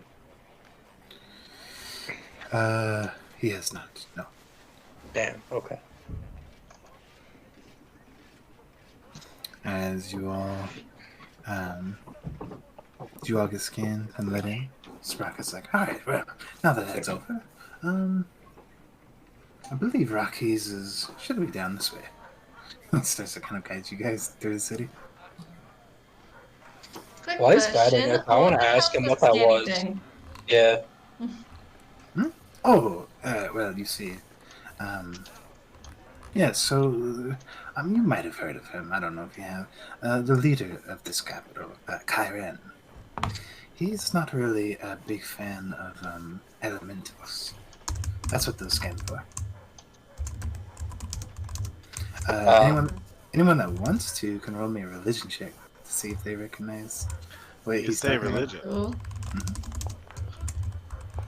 Go, gadget religion. I haven't been here that long, so That's really funny. That was terrible. Do-do-do. I forgot to ask this while we were on break. I forget how to change my dice, and they're back to how they used to be. Oh yeah, just settings. Cogwheels module settings. Yeah, configure settings, module settings. Uh, And I forgot to mention Wait, what? the cogwheel in the top right. Yeah. Click that. Yeah. And then up at the top, there's 3 options. Go to module settings to the right. Is it view active modules? Yeah. Well, there's module settings, and then there should be I'm blind, maybe. and then it'll be under dice. So nice. I also forgot to mention there should be more options for dice. So nice. I should have added a couple of new ones. Oh yeah, there's some Module settings. some new add-ons. Found it. Okay, I'm gonna take a look next week. Oh no. I Did I will Because crash see. it? home. Thank you. Alright, so everyone that wanted to B, you said, are you rolling, or did you decide not to? I mean, to be fair, I've only been here for about like 2-3 months, so I doubt I would know anything about. That's fair. Okay. Rest of you, or everyone, Beau, Eris, you guys kind of don't really recall. Eris, I'll say, you probably think he's talking about summonables, like air elemental, fire elemental. They're monsters, kind of basically. You think it's kind of odd that they'd be scanning, because an elemental is very obvious. However, Amira, surprisingly enough, you know what he's talking about. Is it really that surprising? Elementals, it's the ones that he's talking about. They are a special kind of being. It could be anybody. It's not specific to anyone. It could be a human, tiefling, orc, goblin, you name it. Elementals are essentially, they help the gods, and they're chosen by gods. And essentially, when they're chosen by God, the elemental receives powers similar to what that god has. So, for example, if the god of lightning chose an elemental, that elemental now has lightning powers. That helps keep balance on the world, because you would also know this. Gods are very picky when they come down to the mortal plane. They typically send an avatar to prevent, prevent actually dying, but if a god actually comes down, himself or herself actually comes down to the mortal plane, they are vulnerable. You can kill a god on the mortal plane, which is why they're very, very picky about coming down. And it's also why they have elementals to prevent killing a god off. And strangely enough, a material plane is the only plane in existence that does that. A god can go anywhere and be immortal. The material plane is the only place, oddly enough, where they can be killed and stay killed. If a god does die or disappears for any reason, their elemental takes their place.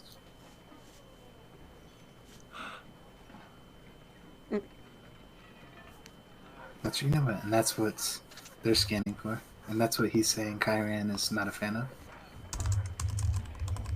So, random god things can just be there. Gods just send their servant, like, what? I'm also just gonna point out, Amira probably wouldn't say anything about it. Yeah, it's fine. Damn it. Only Jeff knows. Not. Alright, you guys go. Follow Sprocket. It's a pretty good ways into the city, but he eventually brings you... Wait, I forgot. Fucking token vision. Alright. Eventually brings you around as he rounds a corner. You notice, like, the district you start to get in, it's very pretty, actually. It's got a lot of, like, foliage, like flowers, and, you actually notice there's a bit of moss that kind of, like, grows along the streets and the rocks and kind of, like, the sides of the houses. This place is very kind of nature-ish. As you round a corner, as, Sprocket kind of looks to this bigger building. It's like, there it is. Everyone, over here, guys. Kind of gestures you on. You turn to see, it's a very nice, big building. Definitely, it looks to be about 4 stories tall. Very big for a tavern. And it even has kind of like stretching bridges that seem to kind of go across to other buildings. As he brings you up to the front, you can see up by the front door, you can there is a kind of plaque like engraved into the actual building, and you can see engraved onto that, it simply spells out Rocky's Tavern. And you all step in. Appears to be a very nice and kind of comfortable tavern. It seems to have a very cheerful ambience to it. You know what? Actually, we'll bust out good music. As you step in, you notice that unlike the last tavern that you're at, you actually are welcome to all sorts of different races here. You can see what appears to be humans, a couple of elves, a couple of dwarves, an orc every now and then, some tieflings, dragonborns, you know, you name it. There's a good bunch of people here. Not only is there a good mix of races, but there is, they all look like adventurers. They are geared up. They have swords, you know, daggers, bows, staffs, you know, you name it. They're all dressed for the occasion. And as you, as Sprocket brings you to the bar, you see what appears to be a rather bigger man. He's kind of like, he's got like a bit of a husky build. You notice he stands about probably, looking at like 6'6". Fairly tall man. He has kind of slight pointed ears, kind of like this like small bushy mohawk, 2 big tusks that seem to point out from underneath his bottom lip. He's kind of got a bit of a grayish beard going on. and kind of got like this dark skin, as he's wearing a pretty set of common clothes, kind of like his black vest and kind of red handkerchief around his neck, and kind of just a nice button-down, simple white shirt underneath. As he appears to be just kind of sitting there attending to his bar. You also notice there is a little orange cat that also seems to kind of roam around the desk. And whenever he gets close enough, this guy pets the cat, kind of loves on him for a moment, and then goes back to work. And Sprocket kind of steps up, kind of like, "Oh, Rocky, how you doing?" Kind of see Rocky pulls his attention down. It's like, "Oh, Sprocket, you're back. I thought you were in jail." "Oh, well, I was. Anyway, I'd like to introduce you to my new friends here. Everyone, Rocky, everyone." He nods to you all. "It's a pleasure to meet you all." It's nice to meet you. Can I climb up on the stool? Yeah, absolutely. Because let's be honest, I'm 3 foot. I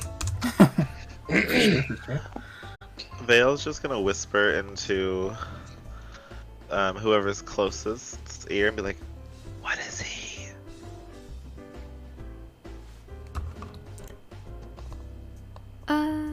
the owner. He's a half-orc, isn't he? yeah.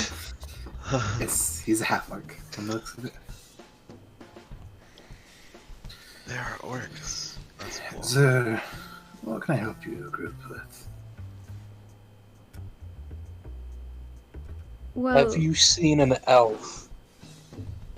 He may or may not be missing one of his legs. I've seen a lot of elves. I have not seen an elf without a leg. Go ahead, anybody that wants to, roll me either insight or perception, your choice. Yes. Gimme. I go ahead and go. insight.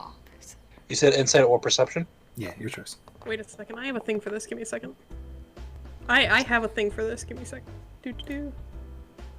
Is it this? What do my goblin eyes see? I could have sworn I had something for this. Am I delusional? Yes, you are. The accident was your fault. You gotta let us go, Sky. Get out of my head. Oh no, it's this and never mind. No, this is for in battle. Okay. Yeah, see, is that everybody? Vale, did you want to roll anything? I'll take that as Vale is away at the moment. Alright, so Amira, you don't really catch much. I'll say Beau, you probably don't catch much either. You know, he seems real friendly, I'll say that.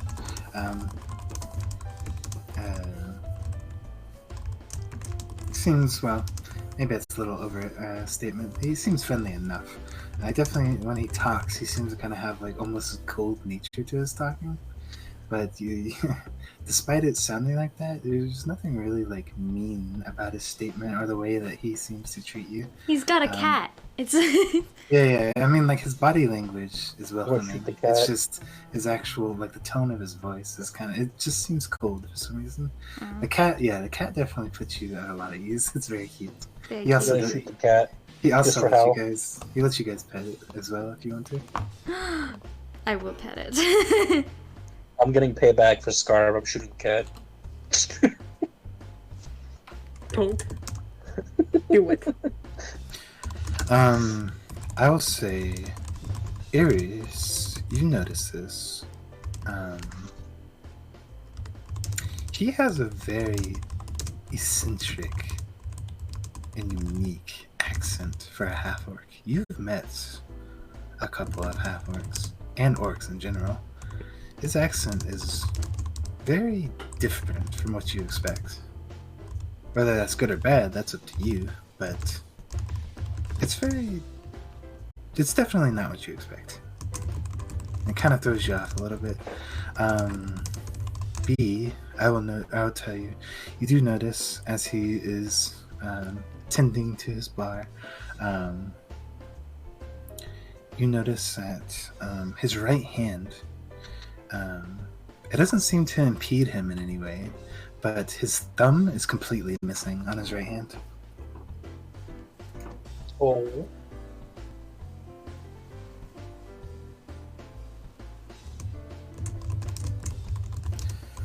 I'll just let the information stew. Okay. Anyway, was there anything I could do for you or get for you?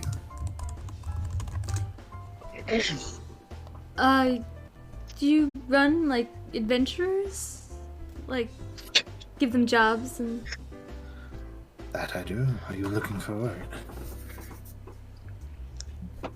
Yeah, I mean, a bit. Well, I can help you then. What kind of work are you looking for? Well, you are in a tavern. You want music? he just looks over at the band that's already playing. I mean, like, later. Like, I mean, you know, hire plenty of musicians, I'm sure. He shrugs.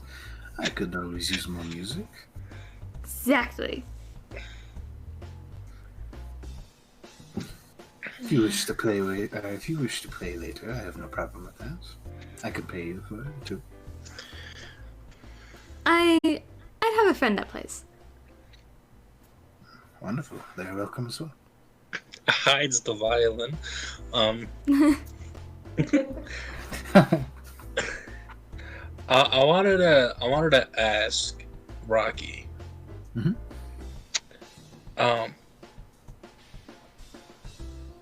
Two things specifically. Mm-hmm. Are there stores in this town where I might be able to find some black powder? And secondly, could I put a request in for an adventurer?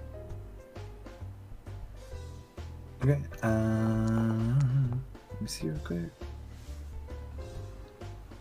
Actually, I could have. Hold on.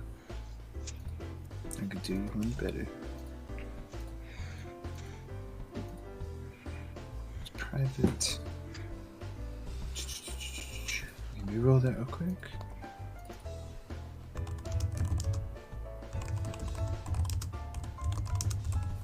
He thinks about it for a moment. I do not think you're going to find much black powder around here. It's a little bit more rare for this area. Yeah, so I noticed.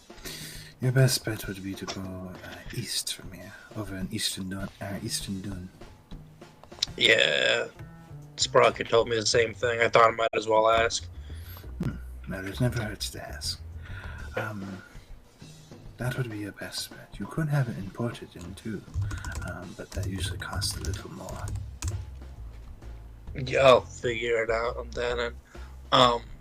Secondly, I wanted to ask, is there a way I could put a request in so, like, if someone could find someone for me?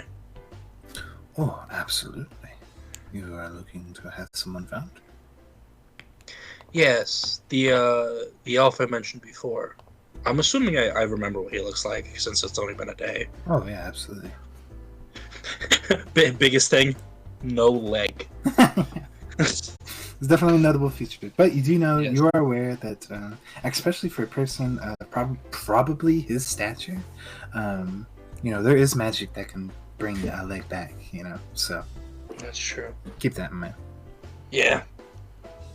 But yeah, what's that? What's how does that work?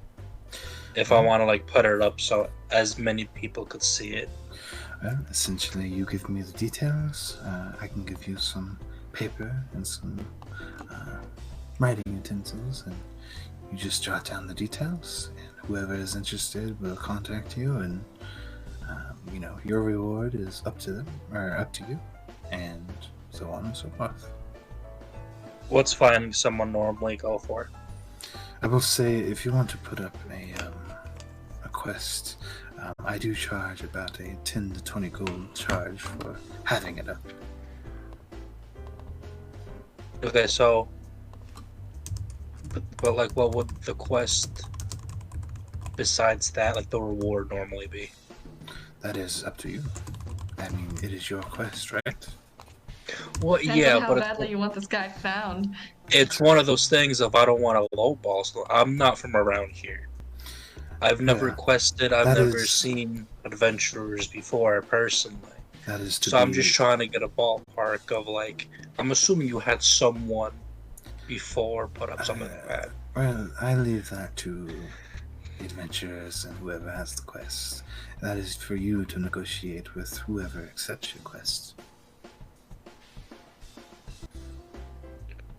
The only thing I do is I set them up on my board.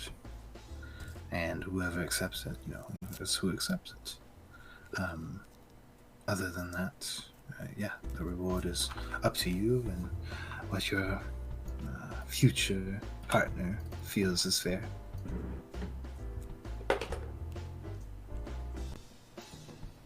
Okay. Well, there's is there a quest board here, like in the tavern that I see? Yeah, there actually is. It is kind of back behind him. There's all sorts of different. Well, actually, right now there's only 3 quests on it. It seems rather empty. Could I see more or less what the rewards are running for?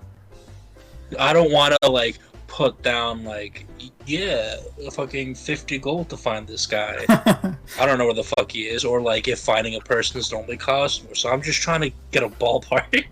Yeah. I need some sort of information. Let me give me just a second. Let me get you some quests here real quick.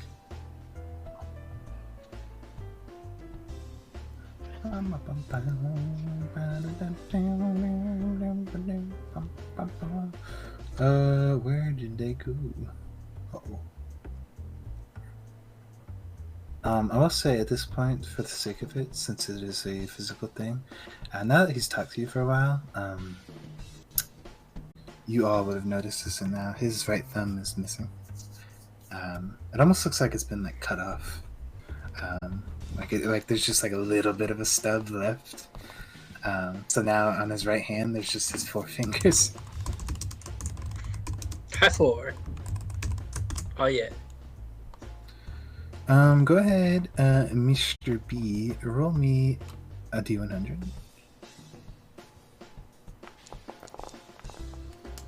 Now roll 26. me another D100. And then roll me one last D100. Okay, let's see what we got.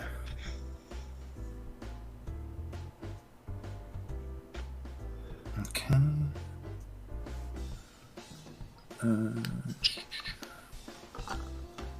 Okay. And then 48.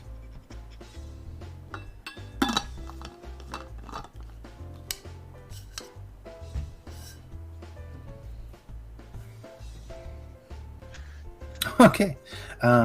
Yeah, it seems to be the quest that you see there. They appear to be. The first one is appears to be talking about appears to be an owner of an inn has posted it there. He claims that he has some mysterious dungeon that has appeared in his basement. Yeah, and the reward for it it seems to be it is 200 gold plus whatever you find in the dungeon.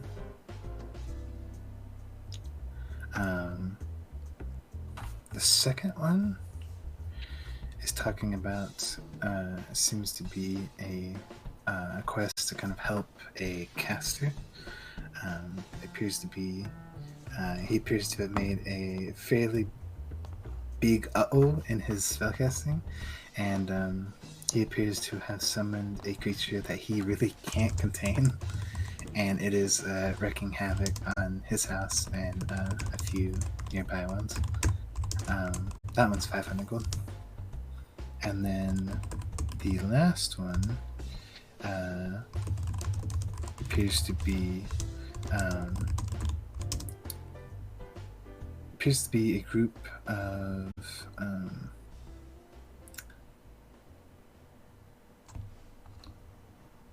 the best way I could explain it is what would I call them? We'll call them individuals. There appears to be 3 individuals that have actually found a map, and they need help kind of going out and fetching a shield for them. And this kind of fetch quest appears to be 450 gold. So that's about all you have to go off of from what you see on the board. I see. The last 2 campaigns, the gold we had was like minuscule and non-existent. So my brain's just like, okay, that's a lot more than I expected. Yeah. Again, you can declare whatever price you want, as long as it's agreed upon on your partner. Just know that lower prices probably would bring on weaker partners.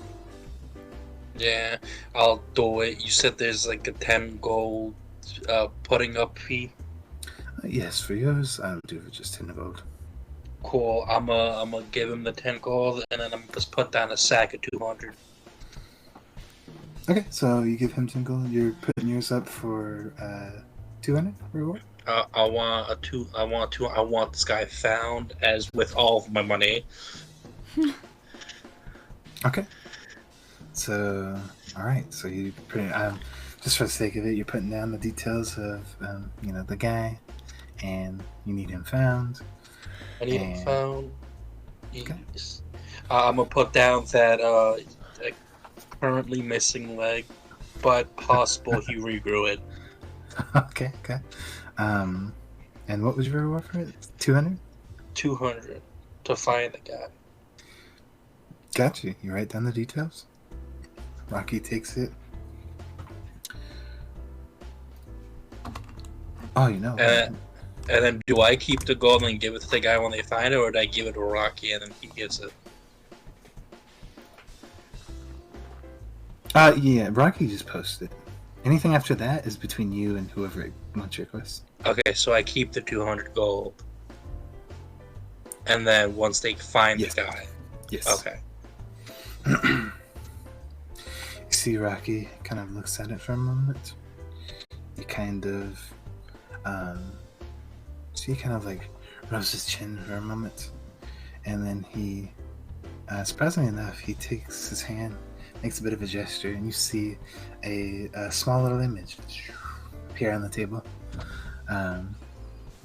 as it is as close as it seems to be a pretty close image of the dude that was described on the paper, as Rocky casts a spell. Would you say it looks like his? I'm gonna just say, you said yes, right?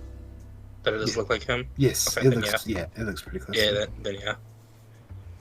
Alright, if anyone asks, I will show that to them. As he dismisses it, the image fades away. Awesome. Thank you very much. Alright, was there anything else I could get you? Any of you?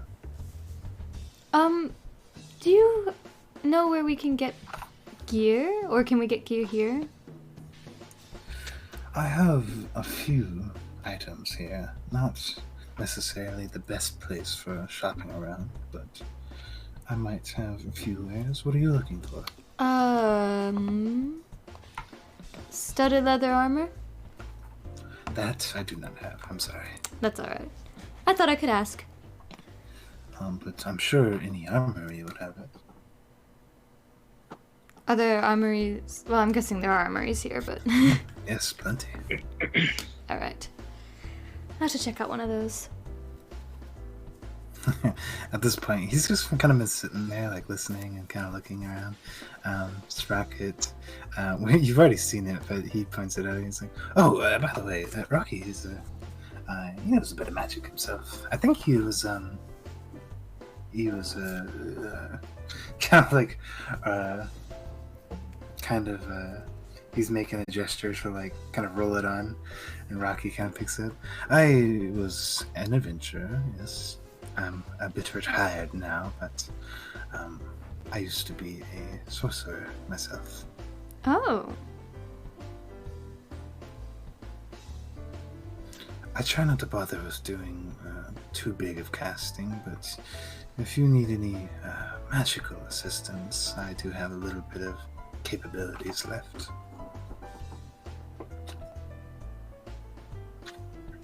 I'll let you know if I think of anything. Now don't come to me expecting, everything. No. I typically deal with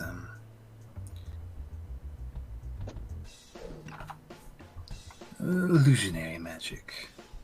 I can help with sight stuff. I can help with transportation.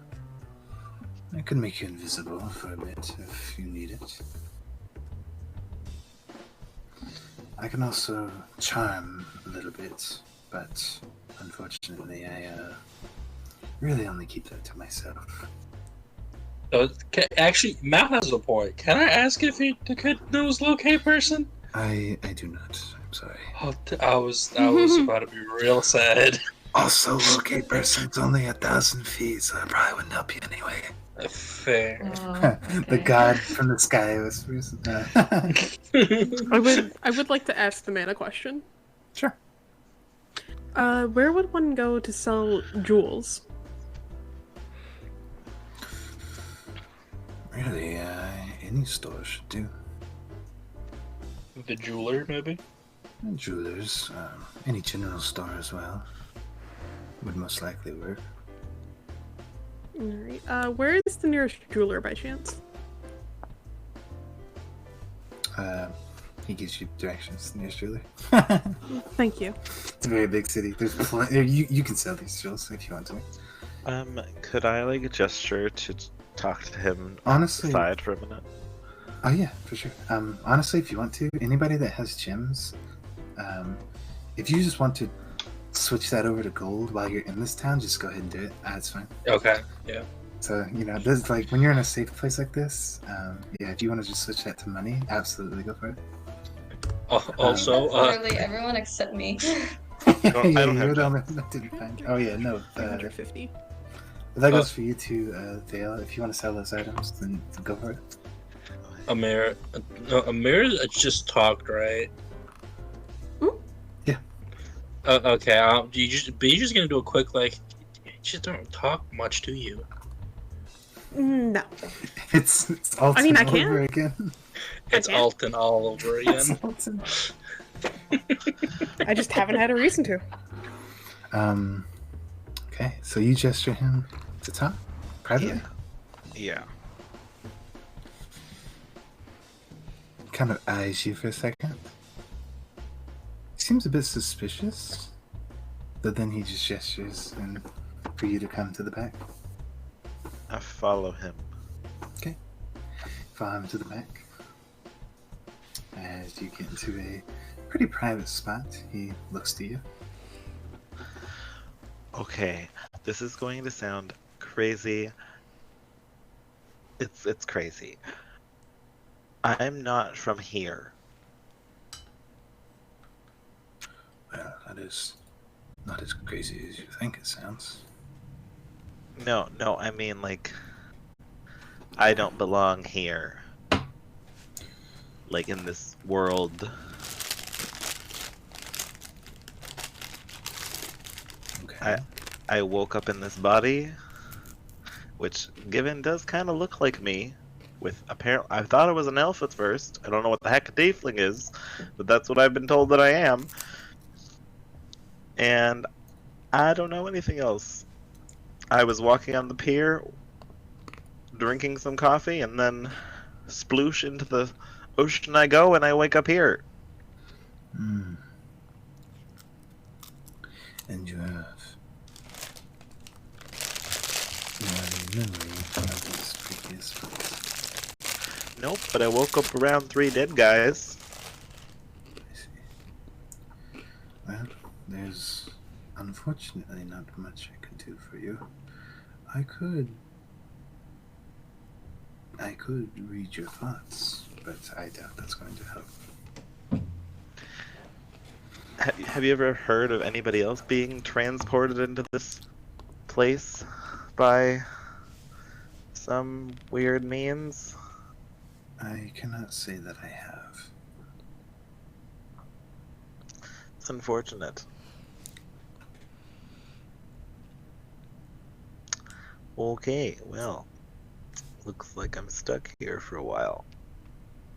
I really hope time doesn't progress over there while I'm here. That would suck. Yeah. I have heard stories of planes that have been destroyed. Destroyed? Not. Of course, I do not know how valid these stories are, how truthful they are. I have nothing to go off of, but I have heard that planes have been wiped out before, very worlds. Something go along with dimensions or universes. There are more than just the material plane. There's multiple material planes. So do you think that my world could have been destroyed and I got lucky? Well, I like to think that a lot of times when a plane is destroyed, you simply move to the next plane, the ones that were left over. Why do I remember? He shrugs. I would feel like every case is different. The gods work in very strange ways. Perfect. Vale's like trying to hold back tears at this point, realizing his entire life is, gone. Well, most likely gone. And he's just gonna be like, "Oh, thanks for your help." He's gonna storm out of the. Well, he's not gonna storm out of it angrily, but very fast walkingly out of the bar and sit on the stairs outside. Okay. Rocky steps back in. Is there anything else I could do for the rest of you? Oh, I'm gonna pull out the bag. Oh. Okay. Do you know what this is?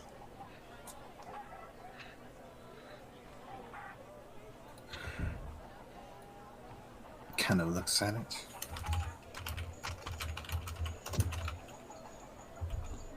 Give me just a moment. Looks at it a moment. I could tell you what magic it has on it. Ooh. I'll take that. He seems to takes it. Yes, holds it for a moment. You can see he seems to make an incantation. Suddenly his eyes kind of gloss over and go this kind of this almost beautiful gold color. Actually, they seem to glow and literally almost liquid gold just seems seep up and out of his eyes as he looks at it for a moment before it seems to snuff out. He ends it himself. This, well, it gives off a conjuration magic.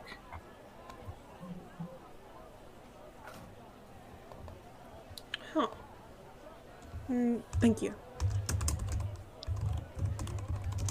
Hey, do you know anything about potions? I have limited knowledge. I'm gonna take out the orange potion. You know what this is? He takes it up. You see, it does the same incantation.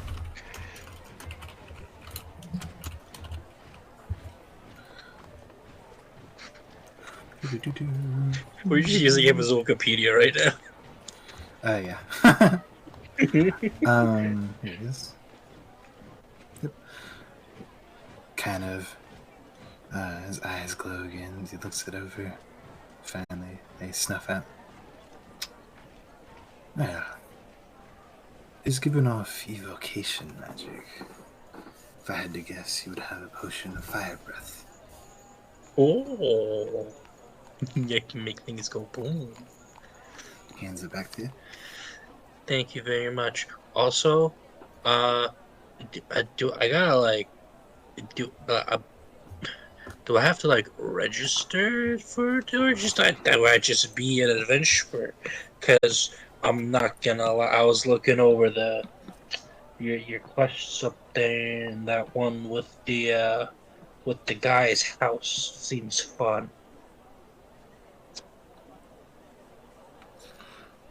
Oh, no. You are welcome to accept the quest.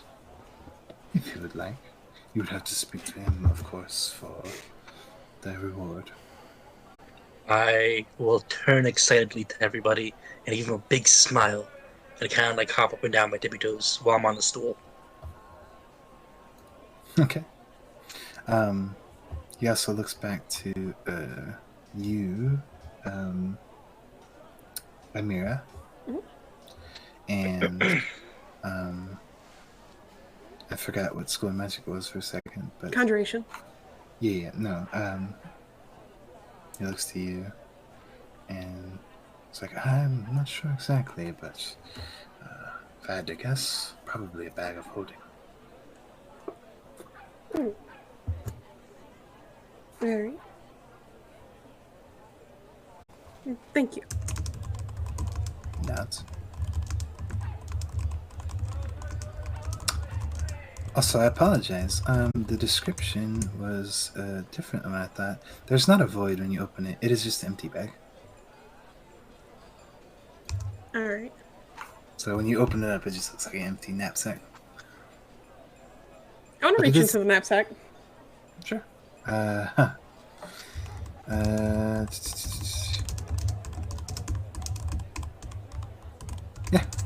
You reach in, you immediately feel fuzz.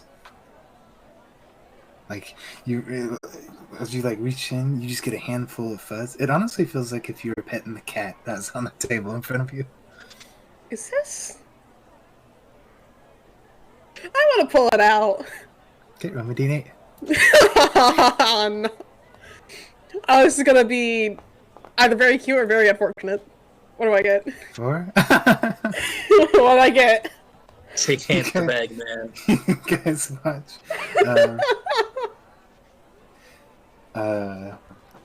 You guys watch as Amira voices in. She seems to have like this perplexed expression across her face as she pulls the side of them out. Suddenly, you see. You hear like this squealing as a boar just pops out of the bag.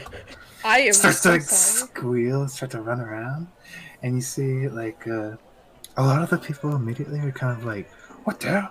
I'll start looking over at this board, and one of the like bigger like orcs, he points at it, "Free meat!" Starts just running shot at the board. I let him have it. Oh yeah, they take it. I make no promises that's gonna work. He raises his eyebrows. Rocky does. Oh, bag of tricks. Ah. This is by far gotta be one of the best things I have ever picked up. I can throw animals at people. This is fantastic. You do notice, as they like are wrestling the boar, they finally kill it. The moment they kill it, it just vanishes. I figured that would happen. I was gonna let their dreams be fucking taken. Also, the creature is friendly to you guys, and you can actually, you can command it. Whoever pulls it out, the creature. So you basically have a little small summonable animal now. You can I am also, putting a bag of tricks in there.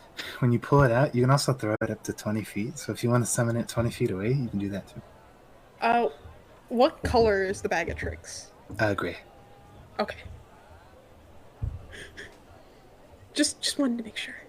It's gray, and then Yep. So basically, it's gonna act like a normal creature. So, for example, a boar suddenly being in a tavern, it's gonna act normal until you give it a command, and you can give it general orders like attack your enemy or something. And it is a bonus action to give it a command. Yeah, I'm gonna be nothing but bonus actions. Oh my lord. Yeah, that's what you rolled. I had a little table, and you rolled that. So there you go. I'm sitting here and I'm thinking, what type of bags are there in D&D? And then you said, yeah, you reached and feel something fuzzy. I'm like, oh, this man gave me a bag of tricks. Yeah, lucky I'm not cruel enough to give you a bag of devouring. Yeah. That's what I was very worried about. But I sat there and I'm like, conjuration, I don't think that's devouring.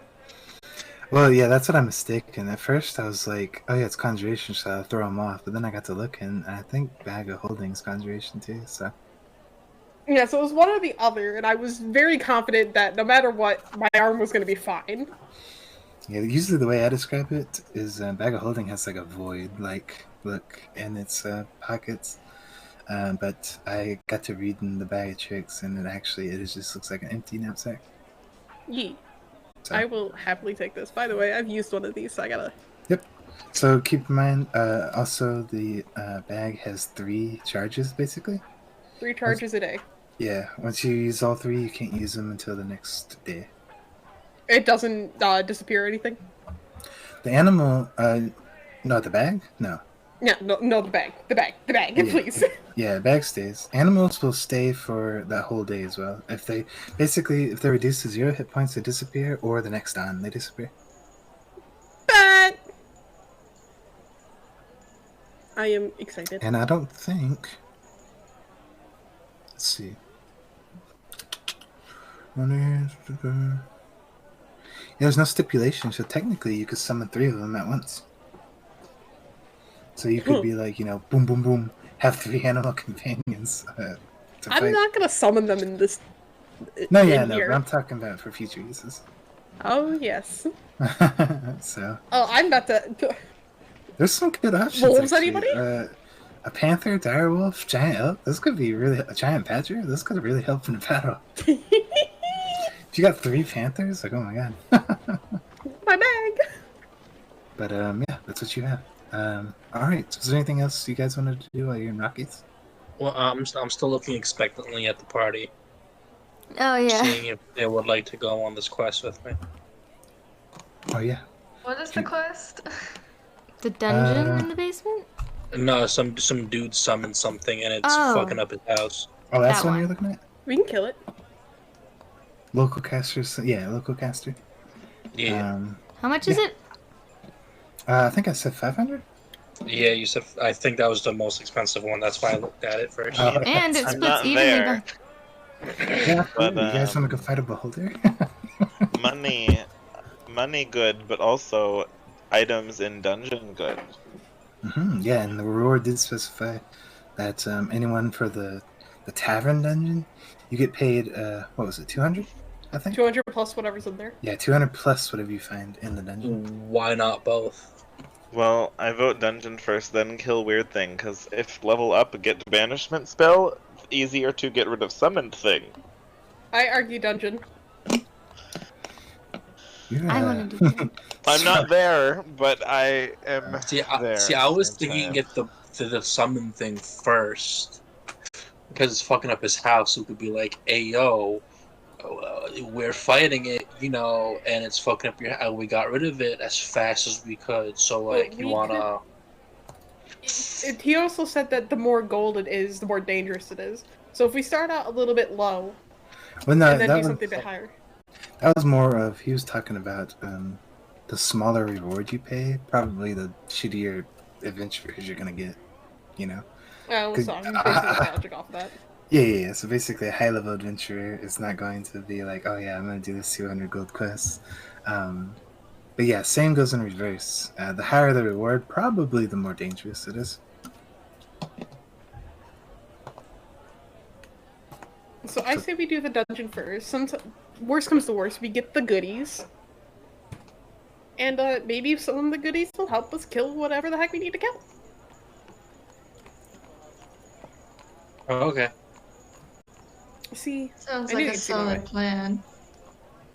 Of course it's a solid plan. I came up with it. I don't even know who the hell you are. Yeah, it's none of your business. That means nothing. You saying you came up with means nothing to me. Alright, short stack. Yeah, and I'm good looking too. What about it? You don't Oh. have to being clobbered. Sure. Do you want your I'm gonna let you kneecaps? have that. You want to find out what I'm willing to do to defend my kneecaps? Eris, I kind of want to start Barbara. I think at this point, Vale would have sat out there long enough that he's calmed down and would come back in because he thought they'd be out of there faster. Hey, Ollie. Okay. Hey, Ollie. Hey, Vale. Yeah. Catch me outside. How about that? Vale would be like, "Oh, hi, sorry about that." He's very tempted, but at the same time, B just got out of jail. Do you really want to go back? I B can is afford very it. tempted. Kid you. I mean, could you afford it if they take all your gold from you? Do you want to When you go try? jail? Do you want to see what happens? No, I mean, when you go to jail, they take your gold from you. Take everything from it. You They did mean- just put up They're a not- quest.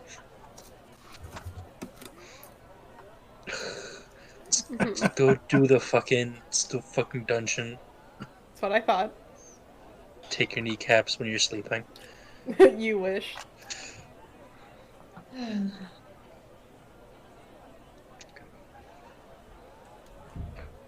All right. So you guys gonna start heading towards the dungeon?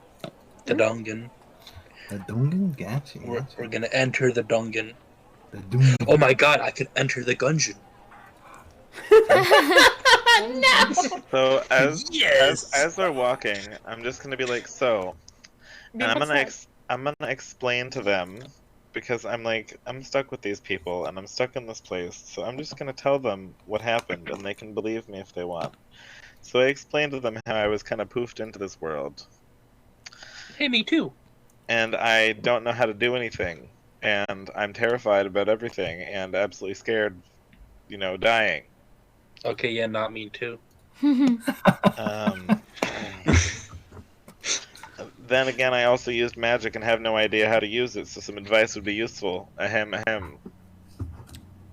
Well, I'm a bard. I know some magic, but it's more musical magic. I'm not helping you. I unfortunately can't help you. I've You never. take your kneecaps. I don't think taking kneecaps helps people learn magic. At least, well, there was no magic in the world that I'm from. You ever heard of a car before? I mean, Of to be what? fair, if I take your kneecaps, you could technically find magic that could bring it back, so it could help you learn magic. Don't listen You to want to him. test it? No, no, no, no, You no, want no, to test no. it? I bring out my biggest gun. Whoa, Put okay. away the boomstick. Excuse you, it's a Big battle stick. Okay, sorry. Battle stick. Put away the battle stick. That's a gun. Huh? No, I call it a blunderbuss. That's It's my biggest one. a type of gun. You're no fun. Alright.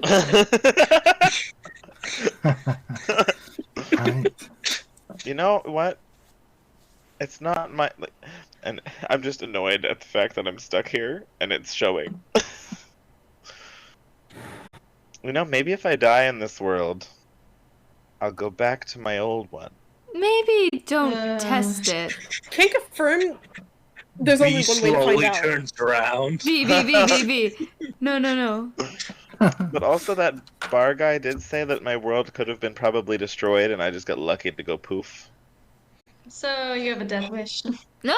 Oh. No, I got lucky to be poofed back here. Like, instead of dying, I can remember things. To He be was fair, better. it just kind of sounds like you just came from a different plane. Uh-huh. Sure. Like, I'm not the only one that thinks that. Like, they're technically different worlds. And also, how are we still not talking about that weird voice that was in our heads? Yeah, that's I on have you, no idea but I what don't you're know talking what about. kind of drugs you're on. You heard it too. Well, you didn't hear him talk, B. But you do know about the flashes. Like Well, the jolt. flashes, yeah, but I didn't hear the voice, Yeah, right? yeah, yeah, yeah. No, no, Yeah, no. so he's on some drugs then. Yeah. He's talking about coming from a different world with something called cars, I and will he's talking say, about a voice in his head. I would say you do know. At this point, ever since all you have been together, you've not heard from that again. There's been no more blue flashes or anything. Interesting. Sonic, My stop bullying us. guess is that the gods are playing a trick on me because they wanted me to be around a bunch of idiots. It seems like this happens pretty often in this sort of world, doesn't it? Excuse you, who are you calling an idiot? Also, to be fair, if the gods are playing a cruel joke, they are playing it on all of us. Yeah, we all got arrested. That least- wasn't the cruel No. joke. At least you I guys mean- were born here. Well, except for that guy. Is it the first time you've been arrested? And he kind of picks his nose with his pinky. Ew. It was my What? first You are time being disgusting. arrested. That's what we call unsanitary. Alright. What is? And then he takes his pinky out and like, wipes it on his pants. I'm gonna least you didn't eat it. prestidigitation. Thank you. I was like, I didn't take. Wait, I wouldn't know how to use prestidigitation. Well, this is gonna be fun, dungeon. Obviously, I know what abilities I can use, but POV, you're the playing way an that I have character. to act them into things is gonna be fun. You guys are gonna be surprised. I'm excited. Alright. You guys make your way towards the dungeon. Dun, dun, And dungeon. before we get to that, and to help end off the session, we'll have another cinematic view. The story outside of the current one. As you see what appears to be Lila, this smaller figure. She is now traversing what appears to be similar to before, but instead of white marble, the place is literally laced with gold. Golden pathway, golden pillars. The place has this reflective gold shine on it.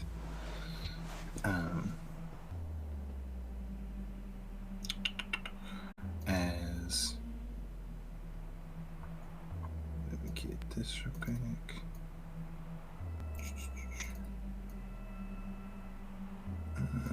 Yes. That one.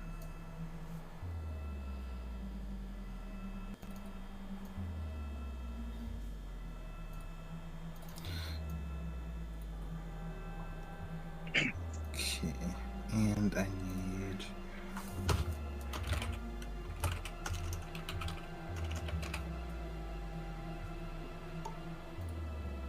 give me just one moment, because I actually forgot a picture.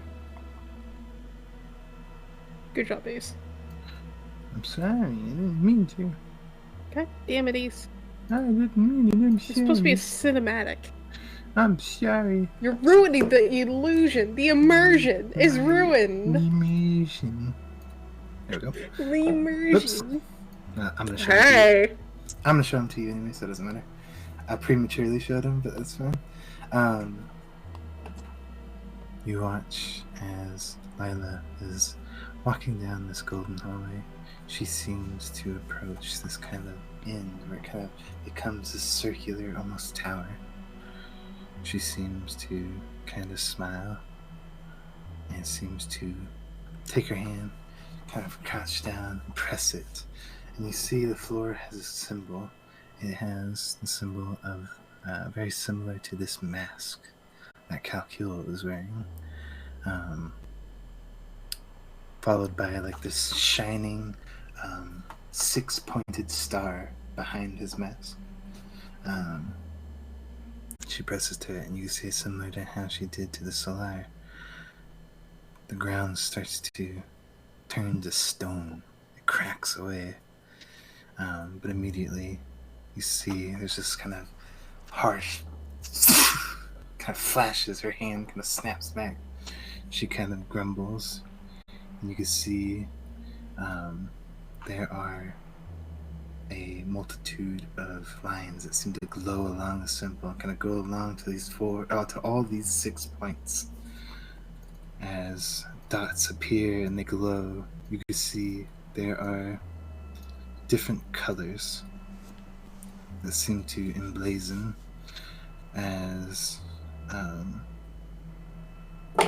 you can see there is an orange dot, there is a blue dot, a purple, a teal, a red, and a green.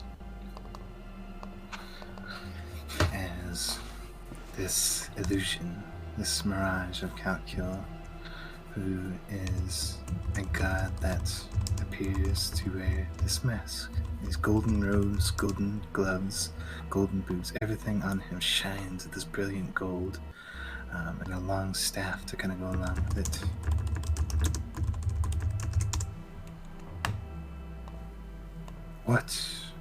What have you done, Lila?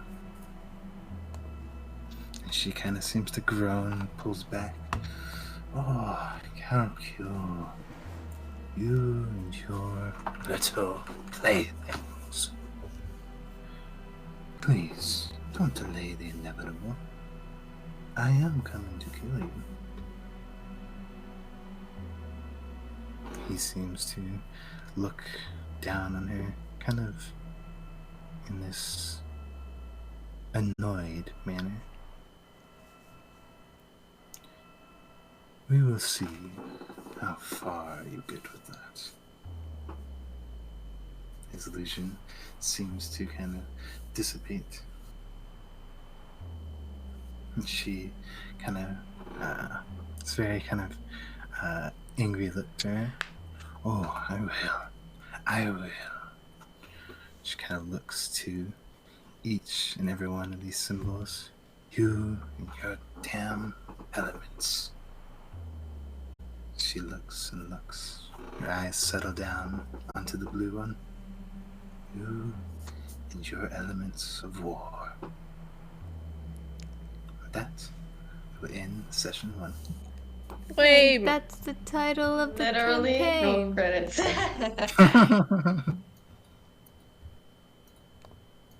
Alright, well I hope you guys enjoyed that. I It was did. very fun. I did a Yeah. lot. I know. Hey I said guys, it you said the beginning of campaign session. name. Oh, name drop! Name drop! Oh. Name drop. Oh my lord.